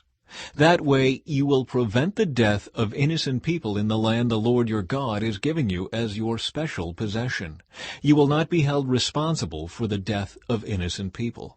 But suppose someone is hostile toward a neighbor and deliberately ambushes and murders him, and then flees to one of the cities of refuge. In that case, the elders of the murderer's hometown must send agents to the city of refuge to bring him back and hand him over to the dead person's avenger to be put to death. Do not feel sorry for that murderer. Purge from Israel the guilt of murdering innocent people, then all will go well with you. Concern for justice. When you arrive in the land the Lord your God is giving you as your special possession, you must never steal anyone's land by moving the boundary markers your ancestors set up to mark their property. You must not convict anyone of a crime on the testimony of only one witness. The facts of the case must be established by the testimony of 2 or 3 witnesses. If a malicious witness comes forward and accuses someone of a crime, then both the accuser and accused must appear before the Lord by coming to the priests and judges in office at that time. The judges must investigate the case thoroughly. If the accuser has brought false charges against his fellow Israelite, you must impose on the accuser the sentence he intended for the other person. In this way, you will purge such evil from among you. Then the rest of the people will hear about it and be afraid to do such an evil thing. You must show no pity for the guilty. Your rule should be life for life, eye for eye, tooth for tooth, hand for hand, foot for foot. Chapter 20. Regulations concerning war. When you go out to fight your enemies, and you face horses and chariots, and an army greater than your own, do not be afraid. The Lord your God, who brought you out of the land of Egypt, is with you. When you prepare for battle, the priest must come forward to speak to the troops. He will say to them, "Listen to me, all you men of Israel. Do not be afraid as you go out to fight your enemies today. Do not lose heart or panic or tremble before them. For the Lord your God is going with you. He will fight for you against your enemies, and he will give you victory." Then the officers of the army must address the troops and say, "Has anyone here just built a new house, but not yet dedicated it? If so, you may go home. You might be killed in the battle and someone else would dedicate your house. Has anyone here just planted a vineyard, but not yet eaten any of its fruit? If so, you may go home. You might die in battle and someone else would eat the first fruit. Has anyone here just become engaged to a woman but not yet married her? Well, you may go home and get married. You might die in the battle and someone else would marry her." Then the officers will also say, "Is anyone here afraid or worried? If you are, you may go home before you frighten anyone else." When the officers have finished speaking to their troops, they will appoint the unit commanders. As you approach a town to attack it, you must first offer its people terms for peace. If they accept your terms and open the gates to you, then all the people inside will serve you in forced labor. But if they refuse to make peace and prepare to fight, you must attack the town. When the Lord your God hands the town over to you, use your swords to kill every man in the town. But you may keep for yourselves all the women, children, livestock, and other plunder. You may enjoy the plunder from your enemies that the Lord your God has given you. But these instructions apply only to distant towns, not to the towns of the nations in the land you will enter. In those towns that the Lord your God is giving you as a special possession, destroy every living thing. You must completely destroy the Hittites, Amorites, Canaanites, Perizzites, Hivites, and Jebusites, just as the Lord your God has commanded you. This will prevent the people of the land from teaching you to imitate their detestable customs in the worship of their gods, which would cause you to sin deeply against the Lord your God. When you are attacking a town and the war drags on, you must not cut down the trees with your axes. You may eat the fruit, but do not cut down the trees. Are the trees your enemies that you should attack them? You may only cut down trees that you know are not valuable for food. Use them to make the equipment you need to attack the enemy town until it falls. Chapter 21. Cleansing for Unsolved Murder. When you are in the land the Lord your God is giving you, someone may be found murdered in a field, and you don't know who committed the murder.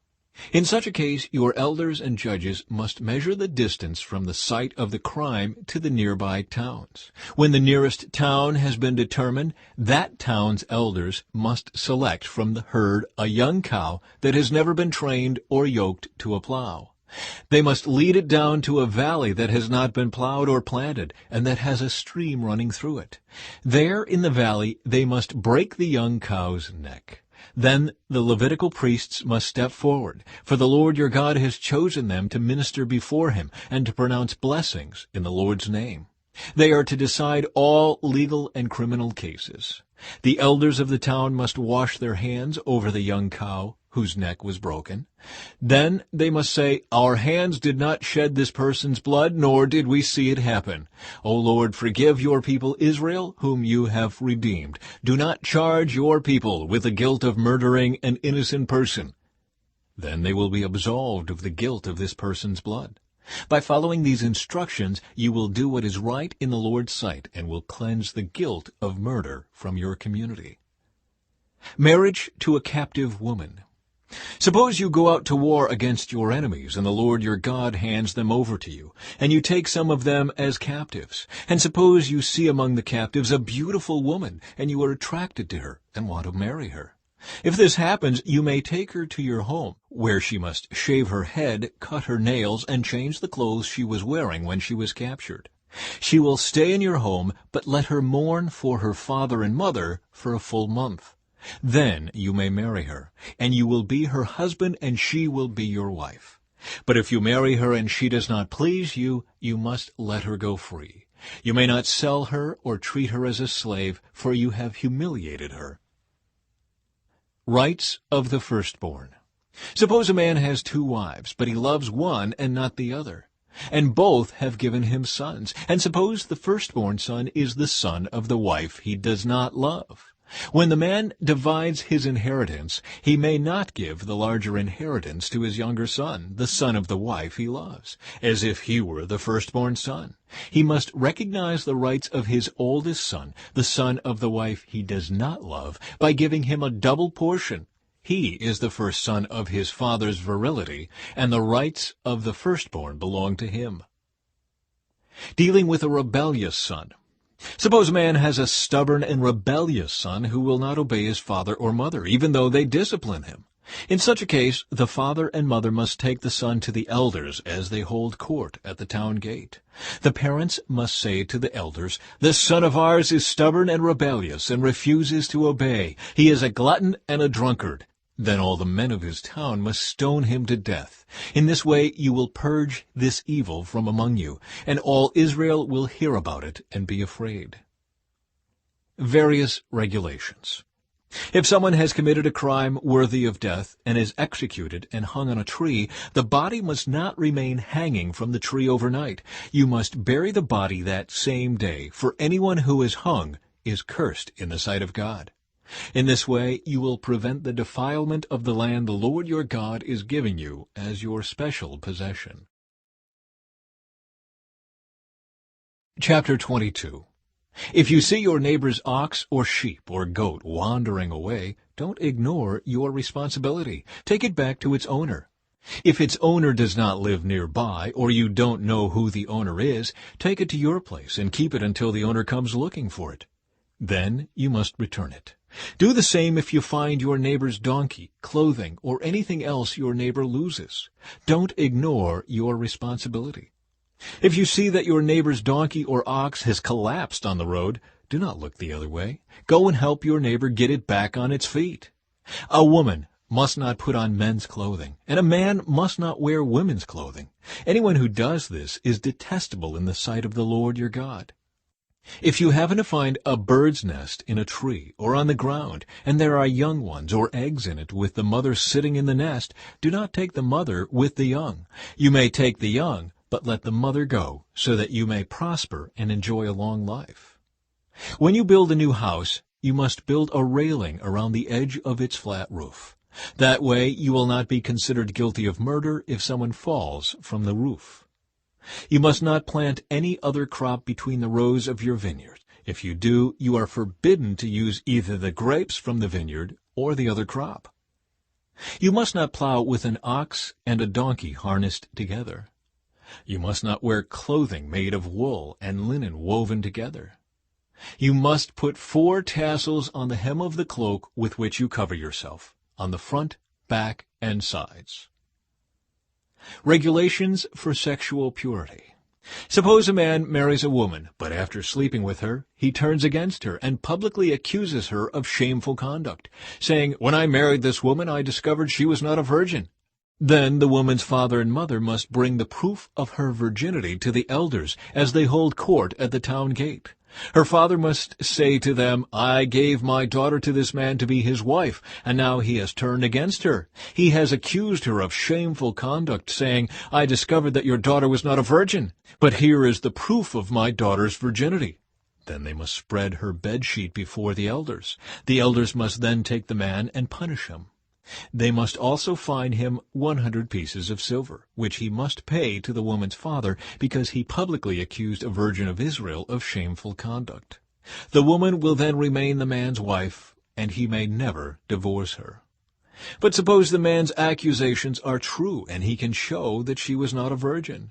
The woman must be taken to the door of her father's home, and there the men of the town must stone her to death, for she has committed a disgraceful crime in Israel by being promiscuous while living in her parents' home. In this way you will purge this evil from among you. If a man is discovered committing adultery, both he and the woman must die. In this way you will purge Israel of such evil. Suppose a man meets a young woman, a virgin, who is engaged to be married, and he has sexual intercourse with her. If this happens within a town, you must take both of them to the gates of that town and stone them to death. The woman is guilty because she did not scream for help. The man must die because he violated another man's wife. In this way you will purge this evil from among you. But if the man meets the engaged woman out in the country and he rapes her, then only the man must die. Do nothing to the young woman. She has committed no crime worthy of death. She is as innocent as a murder victim. Since the man raped her out in the country, it must be assumed that she screamed, but there was no one to rescue her. Suppose a man has intercourse with a young woman who is a virgin, but is not engaged to be married. If they are discovered, he must pay her father 50 pieces of silver. Then he must marry the young woman because he violated her, and he may never divorce her as long as he lives. A man must not marry his father's former wife, for this would violate his father. Chapter 23. Regulations concerning worship. If a man's testicles are crushed, or his penis is cut off, he may not be admitted to the assembly of the Lord. If a person is illegitimate by birth, neither he nor his descendants for 10 generations may be admitted to the assembly of the Lord. No Ammonite or Moabite or any of their descendants for 10 generations may be admitted to the assembly of the Lord.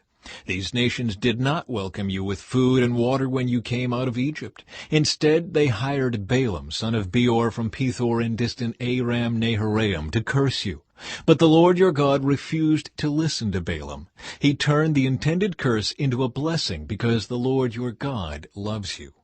As long as you live, you must never promote the welfare and prosperity of the Ammonites or Moabites. Do not detest the Edomites or the Egyptians, because the Edomites are your relatives, and you lived as foreigners among the Egyptians. The 3rd generation of Edomites and Egyptians may enter the assembly of the Lord. Miscellaneous regulations. When you go to war against your enemies, be sure to stay away from anything that is impure. Any man who becomes ceremonially defiled because of a nocturnal emission must leave the camp and stay away all day. Toward evening he must bathe himself, and at sunset he may return to the camp. You must have a designated area outside the camp where you can go to relieve yourself. Each of you must have a spade as part of your equipment. Whenever you relieve yourself, dig a hole with the spade and cover the excrement. The camp must be holy, for the Lord your God moves around in your camp to protect you and to defeat your enemies. He must not see any shameful thing among you, or he will turn away from you. If slaves should escape from their masters and take refuge with you, you must not hand them over to their masters. Let them live among you in any town they choose, and do not oppress them. No Israelite, whether man or woman, may become a temple prostitute. When you are bringing an offering to fulfill a vow, you must not bring to the house of the Lord your God any offering from the earnings of a prostitute, whether a man or a woman, for both are detestable to the Lord your God. Do not charge interest on the loans you make to a fellow Israelite, whether you loan money or food or anything else. You may charge interest to foreigners, but you may not charge interest to Israelites, so that the Lord your God may bless you in everything you do in the land you are about to enter and occupy. When you make a vow to the Lord your God, be prompt in fulfilling whatever you promised him.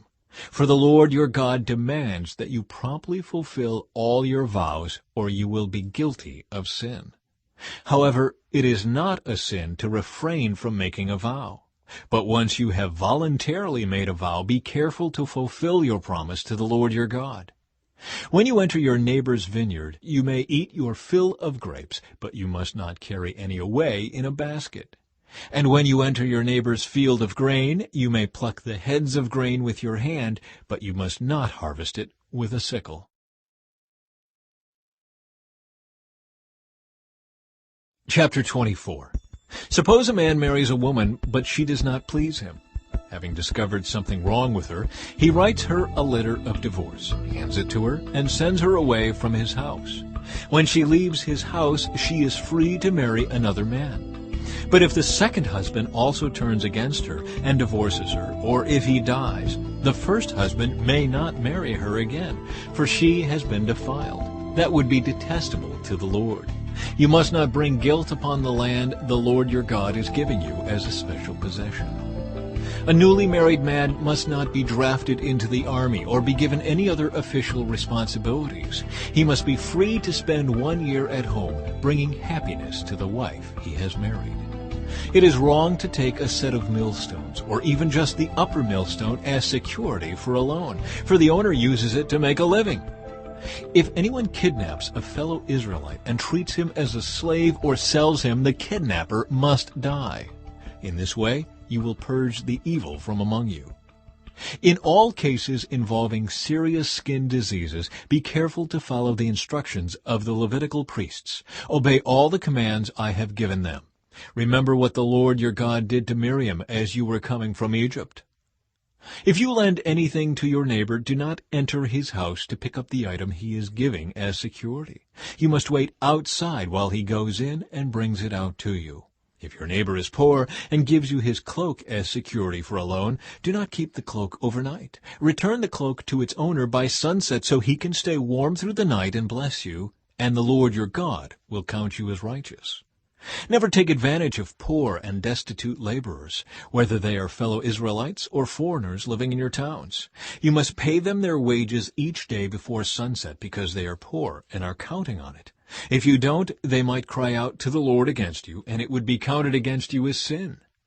Parents must not be put to death for the sins of their children, nor children for the sins of their parents.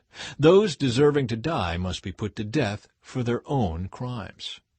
True justice must be given to foreigners living among you, and to orphans, and you must never accept a widow's garment as security for her debt. Always remember that you were slaves in Egypt, and that the Lord your God redeemed you from your slavery. That is why I have given you this command. When you are harvesting your crops and forget to bring in a bundle of grain from your field, don't go back to get it. Leave it for the foreigners, orphans, and widows. Then the Lord your God will bless you in all you do. When you beat the olives from your olive trees, don't go over the boughs twice.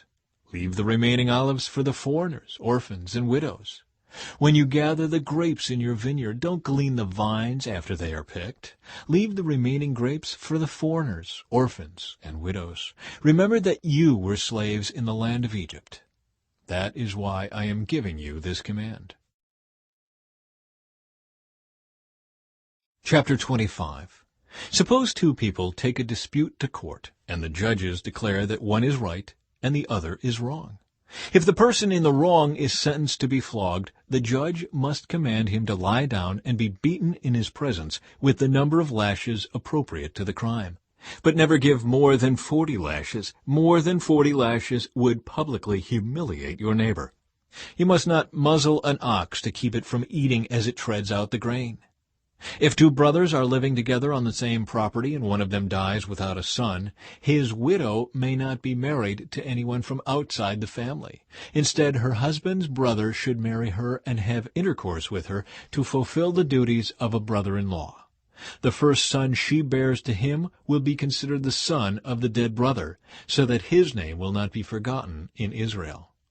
But if the man refuses to marry his brother's widow, she must go to the town gate and say to the elders assembled there, "My husband's brother refuses to preserve his brother's name in Israel. He refuses to fulfill the duties of a brother-in-law by marrying me." The elders of the town will then summon him and talk with him.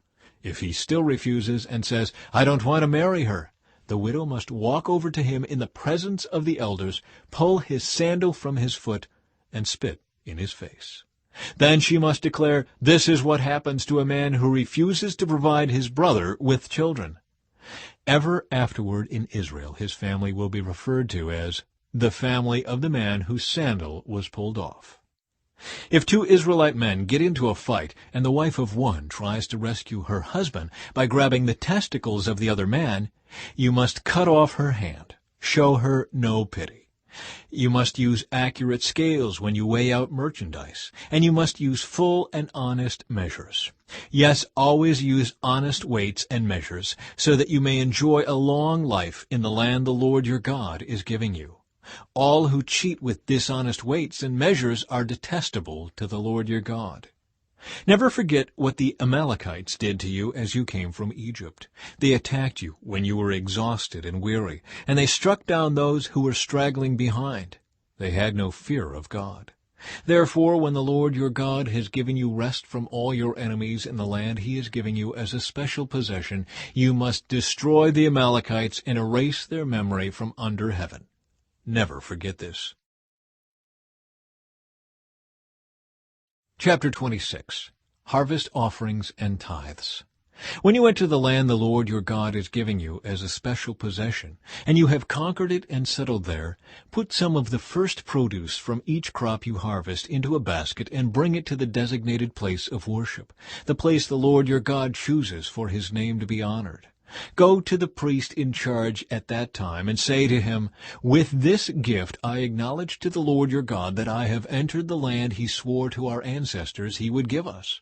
The priest will then take the basket from your hand and set it before the altar of the Lord your God. You must then say in the presence of the Lord your God, "My ancestor Jacob was a wandering Aramean who went to live as a foreigner in Egypt. His family arrived few in number, but in Egypt they became a large and mighty nation. When the Egyptians oppressed and humiliated us by making us their slaves, we cried out to the Lord, the God of our ancestors. He heard our cries and saw our hardship, toil, and oppression. So the Lord brought us out of Egypt with a strong hand and powerful arm, with overwhelming terror, and with miraculous signs and wonders. He brought us to this place and gave us this land flowing with milk and honey. And now, O Lord, I have brought you the first portion of the harvest you have given me from the ground." Then place the produce before the Lord your God, and bow to the ground in worship before him. Afterward, you may go and celebrate because of all the good things the Lord your God has given to you and your household. Remember to include the Levites and the foreigners living among you in the celebration. Every third year, you must offer a special tithe of your crops. In this year of the special tithe, you must give your tithes to the Levites, foreigners, orphans, and widows, so that they will have enough to eat in your towns. Then you must declare in the presence of the Lord your God, "I have taken the sacred gift from my house, and have given it to the Levites, foreigners, orphans, and widows, just as you commanded me. I have not violated or forgotten any of your commands. I have not eaten any of it while in mourning. I have not handled it while I was ceremonially unclean, and I have not offered any of it to the dead. I have obeyed the Lord my God, and have done everything you commanded me. Now look down from your holy dwelling place in heaven and bless your people Israel and the land you swore to our ancestors to give us, a land flowing with milk and honey." A call to obey the Lord's commands. Today the Lord your God has commanded you to obey all these decrees and regulations, so be careful to obey them wholeheartedly. You have declared today that the Lord is your God, and you have promised to walk in his ways, and to obey his decrees, commands, and regulations, and to do everything he tells you. The Lord has declared today that you are his people, his own special treasure, just as he promised, and that you must obey all his commands. And if you do, he will set you high above all the other nations he has made. Then you will receive praise, honor, and renown. You will be a nation that is holy to the Lord your God, just as he promised. Chapter 27. The Altar on Mount Ebal. Then Moses and the leaders of Israel gave this charge to the people: "Obey all these commands that I am giving you today. When you cross the Jordan River and enter the land the Lord your God is giving you, set up some large stones and coat them with plaster. Write this whole body of instruction on them when you cross the river to enter the land the Lord your God is giving you, a land flowing with milk and honey, just as the Lord, the God of your ancestors, promised you. When you cross the Jordan, set up these stones at Mount Ebal and coat them with plaster, as I am commanding you today. Then build an altar there to the Lord your God, using natural, uncut stones. You must not shape the stones with an iron tool. Build the altar of uncut stones and use it to offer burnt offerings to the Lord your God. Also sacrifice peace offerings on it and celebrate by feasting there before the Lord your God. You must clearly write all these instructions on the stones coated with plaster. Then Moses and the Levitical priests addressed all Israel as follows. O Israel, be quiet and listen. Today you have become the people of the Lord your God. So you must obey the Lord your God by keeping all these commands and decrees that I am giving you today. Curses from Mount Ebal. That same day Moses also gave this charge to the people. When you cross the Jordan River, the tribes of Simeon, Levi, Judah, Issachar, Joseph, and Benjamin must stand on Mount Gerizim to proclaim a blessing over the people. And the tribes of Reuben, Gad, Asher, Zebulun, Dan, and Naphtali must stand on Mount Ebal to proclaim a curse. Then the Levites will shout to all the people of Israel, Cursed is anyone who carves or casts an idol and secretly sets it up. These idols, the work of craftsmen, are detestable to the Lord. And all the people will reply, Amen. Cursed is anyone who dishonors father or mother. And all the people will reply, Amen. Cursed is anyone who steals property from a neighbor by moving a boundary marker. And all the people will reply, Amen. Cursed is anyone who leads a blind person astray on the road. And all the people will reply, Amen. Cursed is anyone who denies justice to foreigners, orphans, or widows. And all the people will reply, Amen. Cursed is anyone who has sexual intercourse with one of his father's wives, for he has violated his father. And all the people will reply, Amen.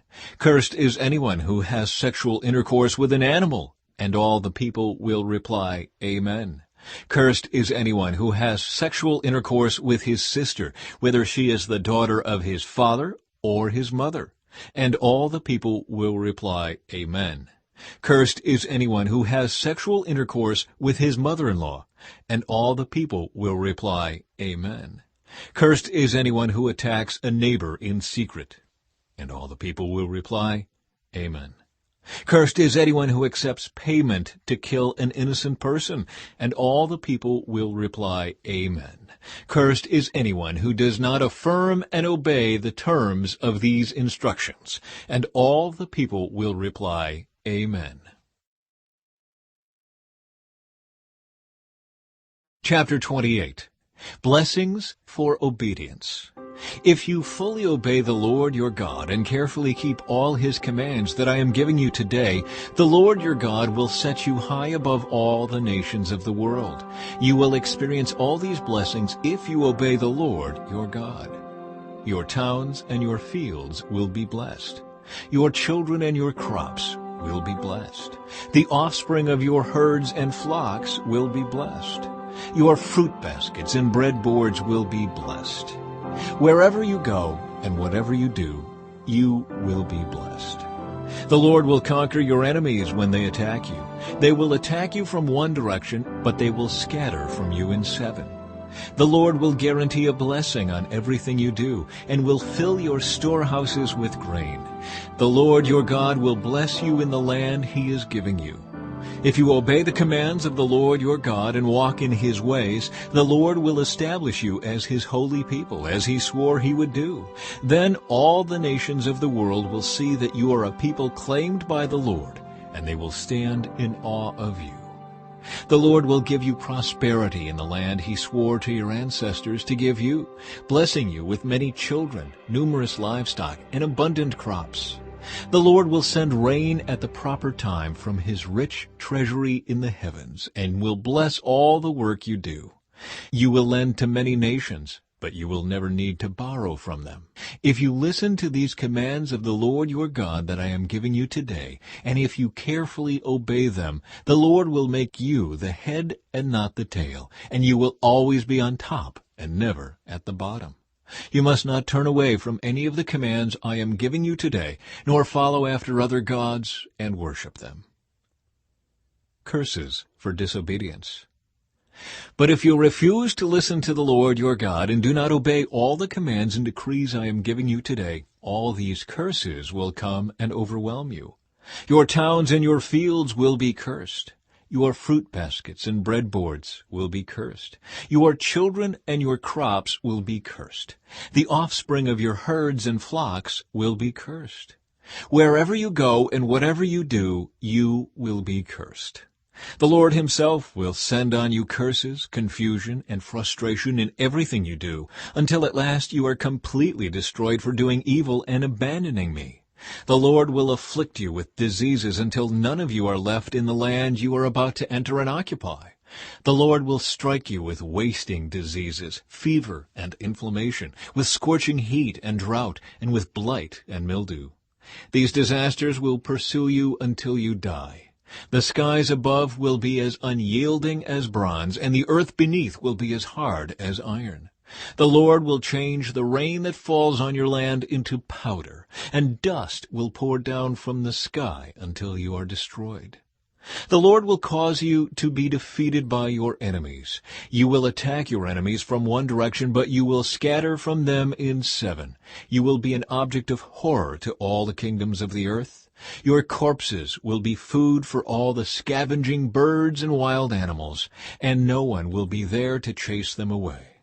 The Lord will afflict you with the boils of Egypt, and with tumors, scurvy, and the itch, from which you cannot be cured. The Lord will strike you with madness, blindness, and panic. You will grope around in broad daylight, like a blind person groping in the darkness, but you will not find your way. You will be oppressed and robbed continually, and no one will come to save you. You will be engaged to a woman, but another man will sleep with her. You will build a house, but someone else will live in it. You will plant a vineyard, but you will never enjoy its fruit. Your ox will be butchered before your eyes, but you will not eat a single bite of the meat. Your donkey will be taken from you, never to be returned. Your sheep and goats will be given to your enemies, and no one will be there to help you. You will watch as your sons and daughters are taken away slaves. Your heart will break for them, but you won't be able to help them. A foreign nation you have never heard about will eat the crops you worked so hard to grow. You will suffer under constant oppression and harsh treatment. You will go mad because of all the tragedy you see around you. The Lord will cover your knees and legs with incurable boils. In fact, you will be covered from head to foot. The Lord will exile you and your king to a nation unknown to you and your ancestors. There in exile you will worship gods of wood and stone. You will become an object of horror, ridicule, and mockery among all the nations to which the Lord sends you.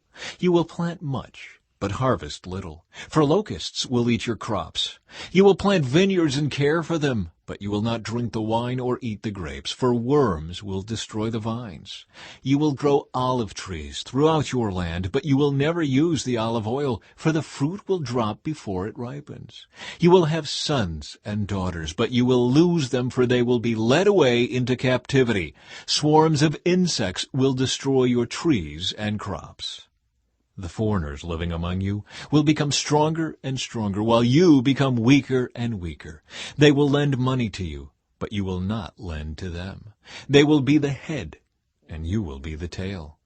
If you refuse to listen to the Lord your God and to obey the commands and decrees he has given you, all these curses will pursue and overtake you until you are destroyed.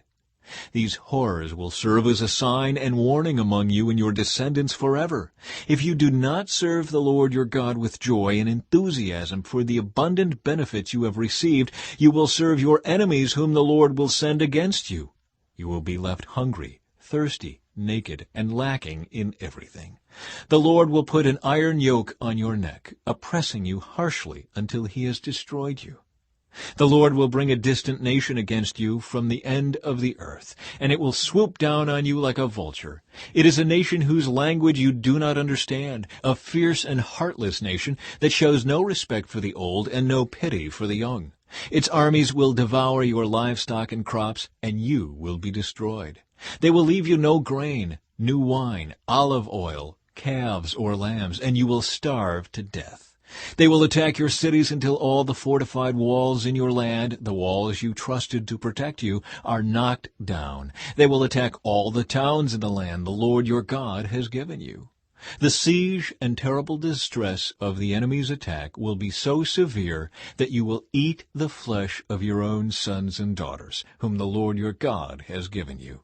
The most tender-hearted man among you will have no compassion for his own brother, his beloved wife, and his surviving children. He will refuse to share with them the flesh he is devouring, the flesh of one of his own children, because he has nothing else to eat during the siege and terrible distress that your enemy will inflict on all your towns. The most tender and delicate woman among you, so delicate she would not so much as touch the ground with her foot, will be selfish toward the husband she loves and toward her own son or daughter. She will hide from them the afterbirth and the new baby she has born, so that she herself can secretly eat them. She will have nothing else to eat during the siege and terrible distress that your enemy will inflict on all your towns. If you refuse to obey all the words of instruction that are written in this book, and if you do not fear the glorious and awesome name of the Lord your God, then the Lord will overwhelm you and your children with indescribable plagues. These plagues will be intense and without relief, making you miserable and unbearably sick. He will afflict you with all the diseases of Egypt that you feared so much, and you will have no relief. The Lord will afflict you with every sickness and plague there is, even those not mentioned in this book of instruction, until you are destroyed. Though you become as numerous as the stars in the sky, few of you will be left because you would not listen to the Lord your God. Just as the Lord has found great pleasure in causing you to prosper and multiply, the Lord will find pleasure in destroying you. You will be torn from the land you are about to enter and occupy. For the Lord will scatter you among all the nations from one end of the earth to the other. There you will worship foreign gods that neither you nor your ancestors have known, gods made of wood and stone. There among those nations you will find no peace or place to rest. And the Lord will cause your heart to tremble, your eyesight to fail, and your soul to despair. Your life will constantly hang in the balance. You will live night and day in fear, unsure if you will survive. In the morning you will say, "If only it were night." And in the evening you will say, "If only it were morning." For you will be terrified by the awful horrors you see around you. Then the Lord will send you back to Egypt in ships, to a destination I promised you would never see again. There you will offer to sell yourselves to your enemies as slaves, but no one will buy you.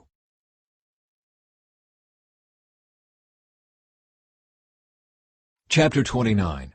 These are the terms of the covenant the Lord commanded Moses to make with the Israelites while they were in the land of Moab, in addition to the covenant he had made with them at Mount Sinai. Moses reviews the covenant. Moses summoned all the Israelites and said to them, "You have seen with your own eyes everything the Lord did in the land of Egypt, to Pharaoh and to all his servants, and to his whole country, all the great tests of strength, the miraculous signs, and the amazing wonders. But to this day the Lord has not given you minds that understand, nor eyes that see, nor ears that hear. For 40 years I led you through the wilderness, yet your clothes and sandals did not wear out. You ate no bread and drank no wine or other alcoholic drink, but he gave you food so you would know that he is the Lord your God. When we came here, King Sihon of Heshbon and King Og of Bashan came out to fight against us, but we defeated them. We took their land and gave it to the tribes of Reuben and Gad, and to the half-tribe of Manasseh as their grant of land.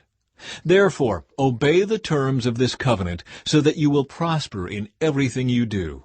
All of you, tribal leaders, elders, officers, all the men of Israel are standing today in the presence of the Lord your God. Your little ones and your wives are with you, as well as the foreigners living among you who chop your wood and carry your water. You are standing here today to enter into the covenant of the Lord your God. The Lord is making this covenant, including the curses. By entering into the covenant today, he will establish you as his people and confirm that he is your God, just as he promised you, and as he swore to your ancestors, Abraham, Isaac, and Jacob. But you are not the only ones with whom I am making this covenant with its curses. I am making this covenant both with you who stand here today in the presence of the Lord our God, and also with the future generations who are not standing here today. You remember how we lived in the land of Egypt and how we traveled through the lands of enemy nations as we left. You have seen their detestable practices and their idols made of wood, stone, silver, and gold. I am making this covenant with you so that no one among you, no man, woman, clan, or tribe will turn away from the Lord our God to worship these gods of other nations, and so that no root among you bears bitter and poisonous fruit. Those who hear the warnings of this curse should not congratulate themselves, thinking, I am safe even though I am following the desires of my own stubborn heart. This would lead to utter ruin. The Lord will never pardon such people. Instead, his anger and jealousy will burn against them. All the curses written in this book will come down on them, and the Lord will erase their names from under heaven. The Lord will separate them from all the tribes of Israel to pour out on them all the curses of the covenant recorded in this book of instruction. Then the generations to come, both your own descendants and the foreigners who come from distant lands, will see the devastation of the land and the diseases the Lord inflicts on it. They will exclaim, the whole land is devastated by sulfur and salt. It is a wasteland with nothing planted and nothing growing, not even a blade of grass. It is like the cities of Sodom and Gomorrah, Admah and Zeboim, which the Lord destroyed in his intense anger. And all the surrounding nations will ask, why has the Lord done this to this land? Why was he so angry? And the answer will be, this happened because the people of the land abandoned the covenant that the Lord, the God of their ancestors, made with them when he brought them out of the land of Egypt. Instead, they turned away to serve and worship gods they had not known before, gods that were not from the Lord. That is why the Lord's anger has burned against this land, bringing down on it every curse recorded in this book. In great anger and fury the Lord uprooted his people from their land and banished them to another land, where they still live today. The Lord our God has secrets known to no one. We are not accountable for them, but we and our children are accountable forever for all that he has revealed to us, so that we may obey all the terms of these instructions. Chapter 30. A Call to Return to the Lord. In the future, when you experience all these blessings and curses I have listed for you, and when you are living among the nations to which the Lord your God has exiled you, take to heart all these instructions.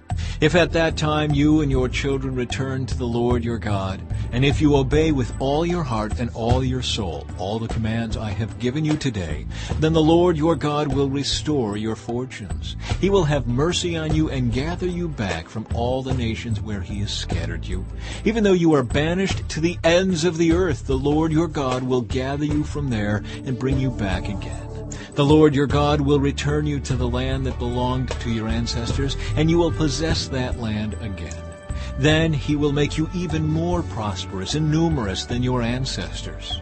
The Lord your God will change your heart and the hearts of all your descendants, so that you will love him with all your heart and soul, and so you may live. The Lord your God will inflict all these curses on your enemies and on those who hate and persecute you. Then you will again obey the Lord and keep all his commands that I am giving you today. The Lord your God will then make you successful in everything you do. He will give you many children and numerous livestock, and he will cause your fields to produce abundant harvests. For the Lord will again delight in being good to you, as he was to your ancestors. The Lord your God will delight in you if you obey his voice and keep the commands and decrees written in this book of instruction, and if you turn to the Lord your God with all your heart and soul. The choice of life or death. This command I am giving you today is not too difficult for you to understand, and it is not beyond your reach. It is not kept in heaven, so distant that you must ask, who will go up to heaven and bring it down so we can hear it and obey? It is not kept beyond the sea, so far away that you must ask, who will cross the sea to bring it to us so we can hear it and obey? No, the message is very close at hand. It is on your lips and in your heart so that you can obey it. Now listen, today I am giving you a choice between life and death, between prosperity and disaster.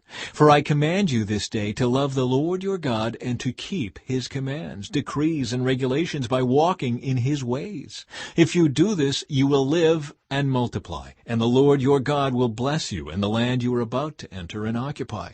But if your heart turns away and you refuse to listen, and if you are drawn away to serve and worship other gods, then I warn you now that you will certainly be destroyed. You will not live a long, good life in the land you are crossing the Jordan to occupy. Today I have given you the choice between life and death, between blessings and curses. Now I call on heaven and earth to witness the choice you make. Oh, that you would choose life, so that you and your descendants might live. You can make this choice by loving the Lord your God, obeying Him, and committing yourself firmly to Him. This is the key to your life. And if you love and obey the Lord, you will live long in the land the Lord swore to give your ancestors, Abraham, Isaac, and Jacob. Chapter 31. Joshua becomes Israel's leader. When Moses had finished giving these instructions to all the people of Israel, he said, I am now 120 years old, and I am no longer able to lead you. The Lord has told me, you will not cross the Jordan River. But the Lord your God Himself will cross over ahead of you. He will destroy the nations living there, and you will take possession of their land. Joshua will lead you across the river, just as the Lord promised. The Lord will destroy the nations living in the land, just as He destroyed Sihon and Og, the kings of the Amorites. The Lord will hand over to you the people who live there, and you must deal with them as I have commanded you. So be strong and courageous. Do not be afraid, and do not panic before them. For the Lord your God will personally go ahead of you. He will neither fail you nor abandon you. Then Moses called for Joshua, and as all Israel watched, he said to him, Be strong and courageous, for you will lead these people into the land that the Lord swore to their ancestors He would give them. You are the one who will divide it among them as their grants of land. Do not be afraid or discouraged, for the Lord will personally go ahead of you. He will be with you. He will neither fail you nor abandon you. Public reading of the Book of Instruction. So Moses wrote this entire body of instruction in a book and gave it to the priests, who carried the ark of the Lord's covenant, and to the elders of Israel. Then Moses gave them this command. At the end of every 7th year, the year of release, during the festival of shelters, you must read this book of instruction to all the people of Israel when they assemble before the Lord your God at the place He chooses. Call them all together, men, women, children, and the foreigners living in your towns, so they may hear this book of instruction and learn to fear the Lord your God and carefully obey all the terms of these instructions. Do this so that your children who have not known these instructions will hear them and will learn to fear the Lord your God. Do this as long as you live in the land you are crossing the Jordan to occupy. Israel's disobedience predicted. Then the Lord said to Moses, The time has come for you to die. Call Joshua and present yourselves at the tabernacle, so that I may commission him there. So Moses and Joshua went and presented themselves at the tabernacle, and the Lord appeared to them in a pillar of cloud that stood at the entrance to the sacred tent. The Lord said to Moses, You are about to die and join your ancestors. After you are gone, these people will begin to worship foreign gods, the gods of the land where they are going. They will abandon me and break my covenant that I have made with them. Then my anger will blaze forth against them. I will abandon them, hiding my face from them, and they will be devoured. Terrible trouble will come down on them, and on that day they will say, These disasters have come down on us because God is no longer among us. At that time I will hide my face from them on account of all the evil they commit by worshiping other gods. So write down the words of this song and teach it to the people of Israel. Help them learn it, so it may serve as a witness for me against them. For I will bring them into the land I swore to give their ancestors, a land flowing with milk and honey. There they will become prosperous, eat all the food they want, and become fat. But they will begin to worship other gods. They will despise me and break my covenant. And when great disasters come down on them, this song will stand as evidence against them, for it will never be forgotten by their descendants. I know the intentions of these people, even now before they have entered the land I swore to give them. So that very day Moses wrote down the words of the song and taught it to the Israelites. Then the Lord commissioned Joshua, son of Nun, with these words, "Be strong and courageous, for you must bring the people of Israel into the land I swore to give them. I will be with you." When Moses had finished writing this entire body of instruction in a book, he gave this command to the Levites, who carried the ark of the Lord's covenant. "Take this book of instruction and place it beside the ark of the covenant of the Lord your God, so it may remain there as a witness against the people of Israel. For I know how rebellious and stubborn you are. Even now, while I am still alive and am here with you, you have rebelled against the Lord. How much more rebellious will you be after my death? Now summon all the elders and officials of your tribes, so that I can speak to them directly and call heaven and earth to witness against them. I know that after my death you will become utterly corrupt and will turn from the way I have commanded you to follow. In the days to come disaster will come down on you, for you will do what is evil in the Lord's sight, making him very angry with your actions." The Song of Moses. So Moses recited this entire song publicly to the assembly of Israel. Chapter 32. Listen, O heavens, and I will speak. Hear, O earth, the words that I say. Let my teaching fall on you like rain. Let my speech settle like dew. Let my words fall like rain on tender grass, like gentle showers on young plants. I will proclaim the name of the Lord. How glorious is our God. He is the rock. His deeds are perfect. Everything he does is just and fair. He is a faithful God who does no wrong. How just and upright he is. But they have acted corruptly toward him. When they act so perversely, are they really his children? They are a deceitful and twisted generation. Is this the way you repay the Lord, you foolish and senseless people? Isn't he your Father who created you? Has he not made you and established you? Remember the days of long ago. Think about the generations past. Ask your father, and he will inform you. Inquire of your elders, and they will tell you. When the Most High assigned lands to the nations, when he divided up the human race, he established the boundaries of the peoples according to the number in his heavenly court. For the people of Israel belong to the Lord. Jacob is his special possession. He found them in a desert land, in an empty, howling wasteland. He surrounded them and watched over them. He guarded them as he would guard his own eyes. Like an eagle that rouses her chicks and hovers over her young, so he spread his wings to take them up and carried them safely on his pinions. The Lord alone guided them. They followed no foreign gods. He let them ride over the highlands and feast on the crops of the fields. He nourished them with honey from the rock and olive oil from the stony ground. He fed them yogurt from the herd and milk from the flock, together with the fat of lambs. He gave them choice rams from Bashan and goats, together with the choicest wheat. You drank the finest wine made from the juice of grapes. But Israel soon became fat and unruly. The people grew heavy, plump, and stuffed. Then they abandoned the God who had made them. They made light of the rock of their salvation. They stirred up his jealousy by worshiping foreign gods. They provoked his fury with detestable deeds. They offered sacrifices to demons, which are not God, to gods they had not known before, to new gods only recently arrived, to gods their ancestors had never feared. You neglected the rock who had fathered you. You forgot the God who had given you birth.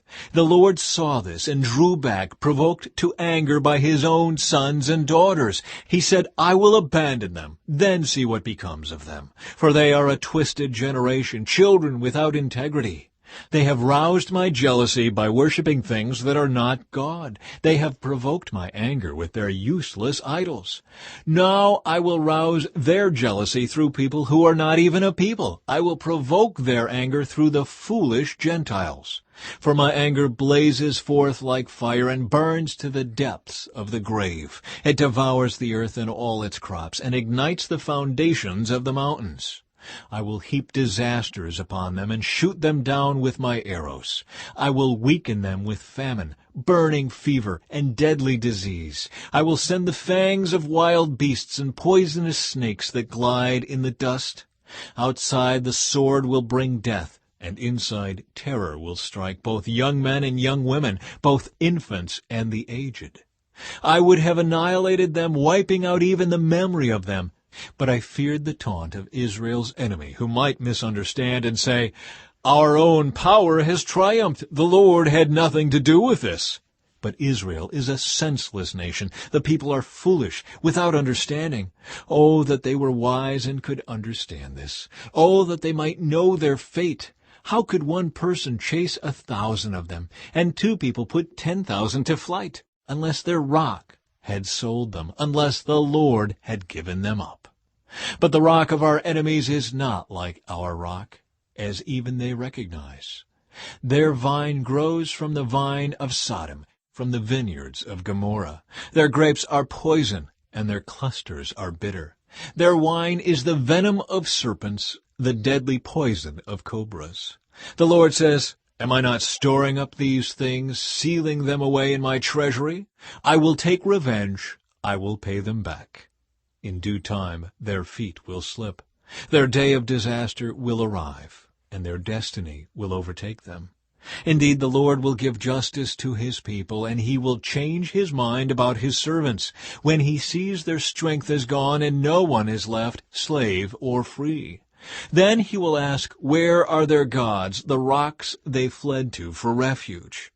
Where now are those gods who ate the fat of their sacrifices and drank the wine of their offerings? Let those gods arise and help you. Let them provide you with shelter. Look now, I myself am he. There is no other God but me. I am the one who kills and gives life. I am the one who wounds and heals. No one can be rescued from my powerful hand. Now I raise my hand to heaven and declare, as surely as I live, when I sharpen my flashing sword and begin to carry out justice, I will take revenge on my enemies and repay those who reject me. I will make my arrows drunk with blood, and my sword will devour flesh, the blood of the slaughtered and the captives, and the heads of the enemy leaders. Rejoice with him, you heavens, and let all of God's angels worship him. Rejoice with his people, you nations, and let all the angels be strengthened in him. For he will avenge the blood of his servants. He will take revenge against his enemies. He will repay those who hate him, and cleanse the land for his people. So Moses came with Joshua, son of Nun, and recited all the words of this song to the people. When Moses had finished reciting all these words to the people of Israel, he added, "Take to heart all the words of warning I have given you today. Pass them on as a command to your children, so they will obey every word of these instructions. These instructions are not empty words. They are your life. By obeying them, you will enjoy a long life in the land you will occupy when you cross the Jordan River." Moses' death foretold. That same day the Lord said to Moses, "Go to Moab, to the mountains east of the river, and climb Mount Nebo, which is across from Jericho. Look out across the land of Canaan, the land I am giving to the people of Israel as their own special possession. Then you will die there on the mountain. You will join your ancestors, just as Aaron your brother died on Mount Hor and joined his ancestors. For both of you betrayed me with the Israelites at the waters of Meribah at Kadesh in the wilderness of Zin. You failed to demonstrate my holiness to the people of Israel there. So you will see the land from a distance, but you may not enter the land I am giving to the people of Israel."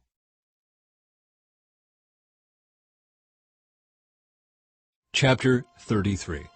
Moses blesses the people. This is the blessing that Moses, the man of God, gave to the people of Israel before his death. "The Lord came from Mount Sinai and dawned upon us from Mount Seir. He shone forth from Mount Paran and came from Meribah Kadesh with flaming fire at his right hand.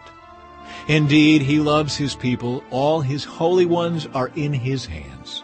They follow in his steps and accept his teaching. Moses gave us the Lord's instruction, the special possession of the people of Israel. The Lord became king in Israel when the leaders of the people assembled, when the tribes of Israel gathered as one. Moses said this about the tribe of Reuben, "Let the tribe of Reuben live and not die out, though they are few in number." Moses said this about the tribe of Judah. O Lord, hear the cry of Judah and bring them together as a people. Give them strength to defend their cause. Help them against their enemies. Moses said this about the tribe of Levi. O Lord, you have given your Thummim and Urim, the sacred lots, to your faithful servants the Levites. You put them to the test at Massah and struggled with them at the waters of Meribah. The Levites obeyed your word and guarded your covenant. They were more loyal to you than to their own parents. They ignored their relatives and did not acknowledge their own children. They teach your regulations to Jacob. They give your instructions to Israel. They present incense before you and offer whole burnt offerings on the altar. Bless the ministry of the Levites, O Lord, and accept all the work of their hands. Hit their enemies where it hurts the most. Strike down their foes so they never rise again. Moses said this about the tribe of Benjamin. The people of Benjamin are loved by the Lord and live in safety beside him. He surrounds them continuously and preserves them from every harm. Moses said this about the tribes of Joseph. May their land be blessed by the Lord with the precious gift of dew from the heavens and water from beneath the earth, with the rich fruit that grows in the sun and the rich harvest produced each month, with the finest crops of the ancient mountains and the abundance from the everlasting hills, with the best gifts of the earth and its bounty, and the favor of the one who appeared in the burning bush. May these blessings rest on Joseph's head, crowning the brow of the prince among his brothers. Joseph has the majesty of a young bull. He has the horns of a wild ox. He will gore distant nations, driving them to the ends of the earth. This is my blessing for the multitudes of Ephraim and the thousands of Manasseh. Moses said this about the tribes of Zebulun and Issachar. May the people of Zebulun prosper in their travels. May the people of Issachar prosper at home in their tents. They summon the people to the mountain to offer proper sacrifices there. They benefit from the riches of the sea and the hidden treasures in the sand. Moses said this about the tribe of Gad. Blessed is the one who enlarges Gad's territory. Gad is poised there like a lion to tear off an arm or a head. The people of Gad took the best land for themselves. A leader's share was assigned to them. When the leaders of the people were assembled, they carried out the Lord's justice and obeyed his regulations for Israel. Moses said this about the tribe of Dan. Dan is a lion's cub, leaping out from Bashan. Moses said this about the tribe of Naphtali. O Naphtali, you are rich in favor and full of the Lord's blessings. May you possess the west and the south. Moses said this about the tribe of Asher. May Asher be blessed above other sons. May he be esteemed by his brothers. May he bathe his feet in olive oil. May the bolts of your gates be of iron and bronze. May you be secure all your days. There is no one like the God of Israel. He rides across the heavens to help you, across the skies in majestic splendor. The eternal God is your refuge, and his everlasting arms are under you. He drives out the enemy before you. He cries out, "Destroy them!" So Israel will live in safety, prosperous Jacob in security, in a land of grain and new wine, while the heavens drop down dew. How blessed you are, O Israel! Who else is like you, a people saved by the Lord? He is your protecting shield and your triumphant sword. Your enemies will cringe before you, and you will stomp on their backs. Chapter 34. The Death of Moses. Then Moses went up to Mount Nebo from the plains of Moab and climbed Pisgah Peak, which is across from Jericho. And the Lord showed him the whole land, from Gilead as far as Dan, all the land of Naphtali, the land of Ephraim and Manasseh, all the land of Judah extending to the Mediterranean Sea, the Negev, the Jordan Valley with Jericho, the city of palms as far as Zoar. Then the Lord said to Moses, "This is the land I promised on oath to Abraham, Isaac, and Jacob, when I said, I will give it to your descendants. I have now allowed you to see it with your own eyes, but you will not enter the land. So Moses, the servant of the Lord, died there in the land of Moab, just as the Lord had said. The Lord buried him in a valley near Beth Peor in Moab, but to this day no one knows the exact place.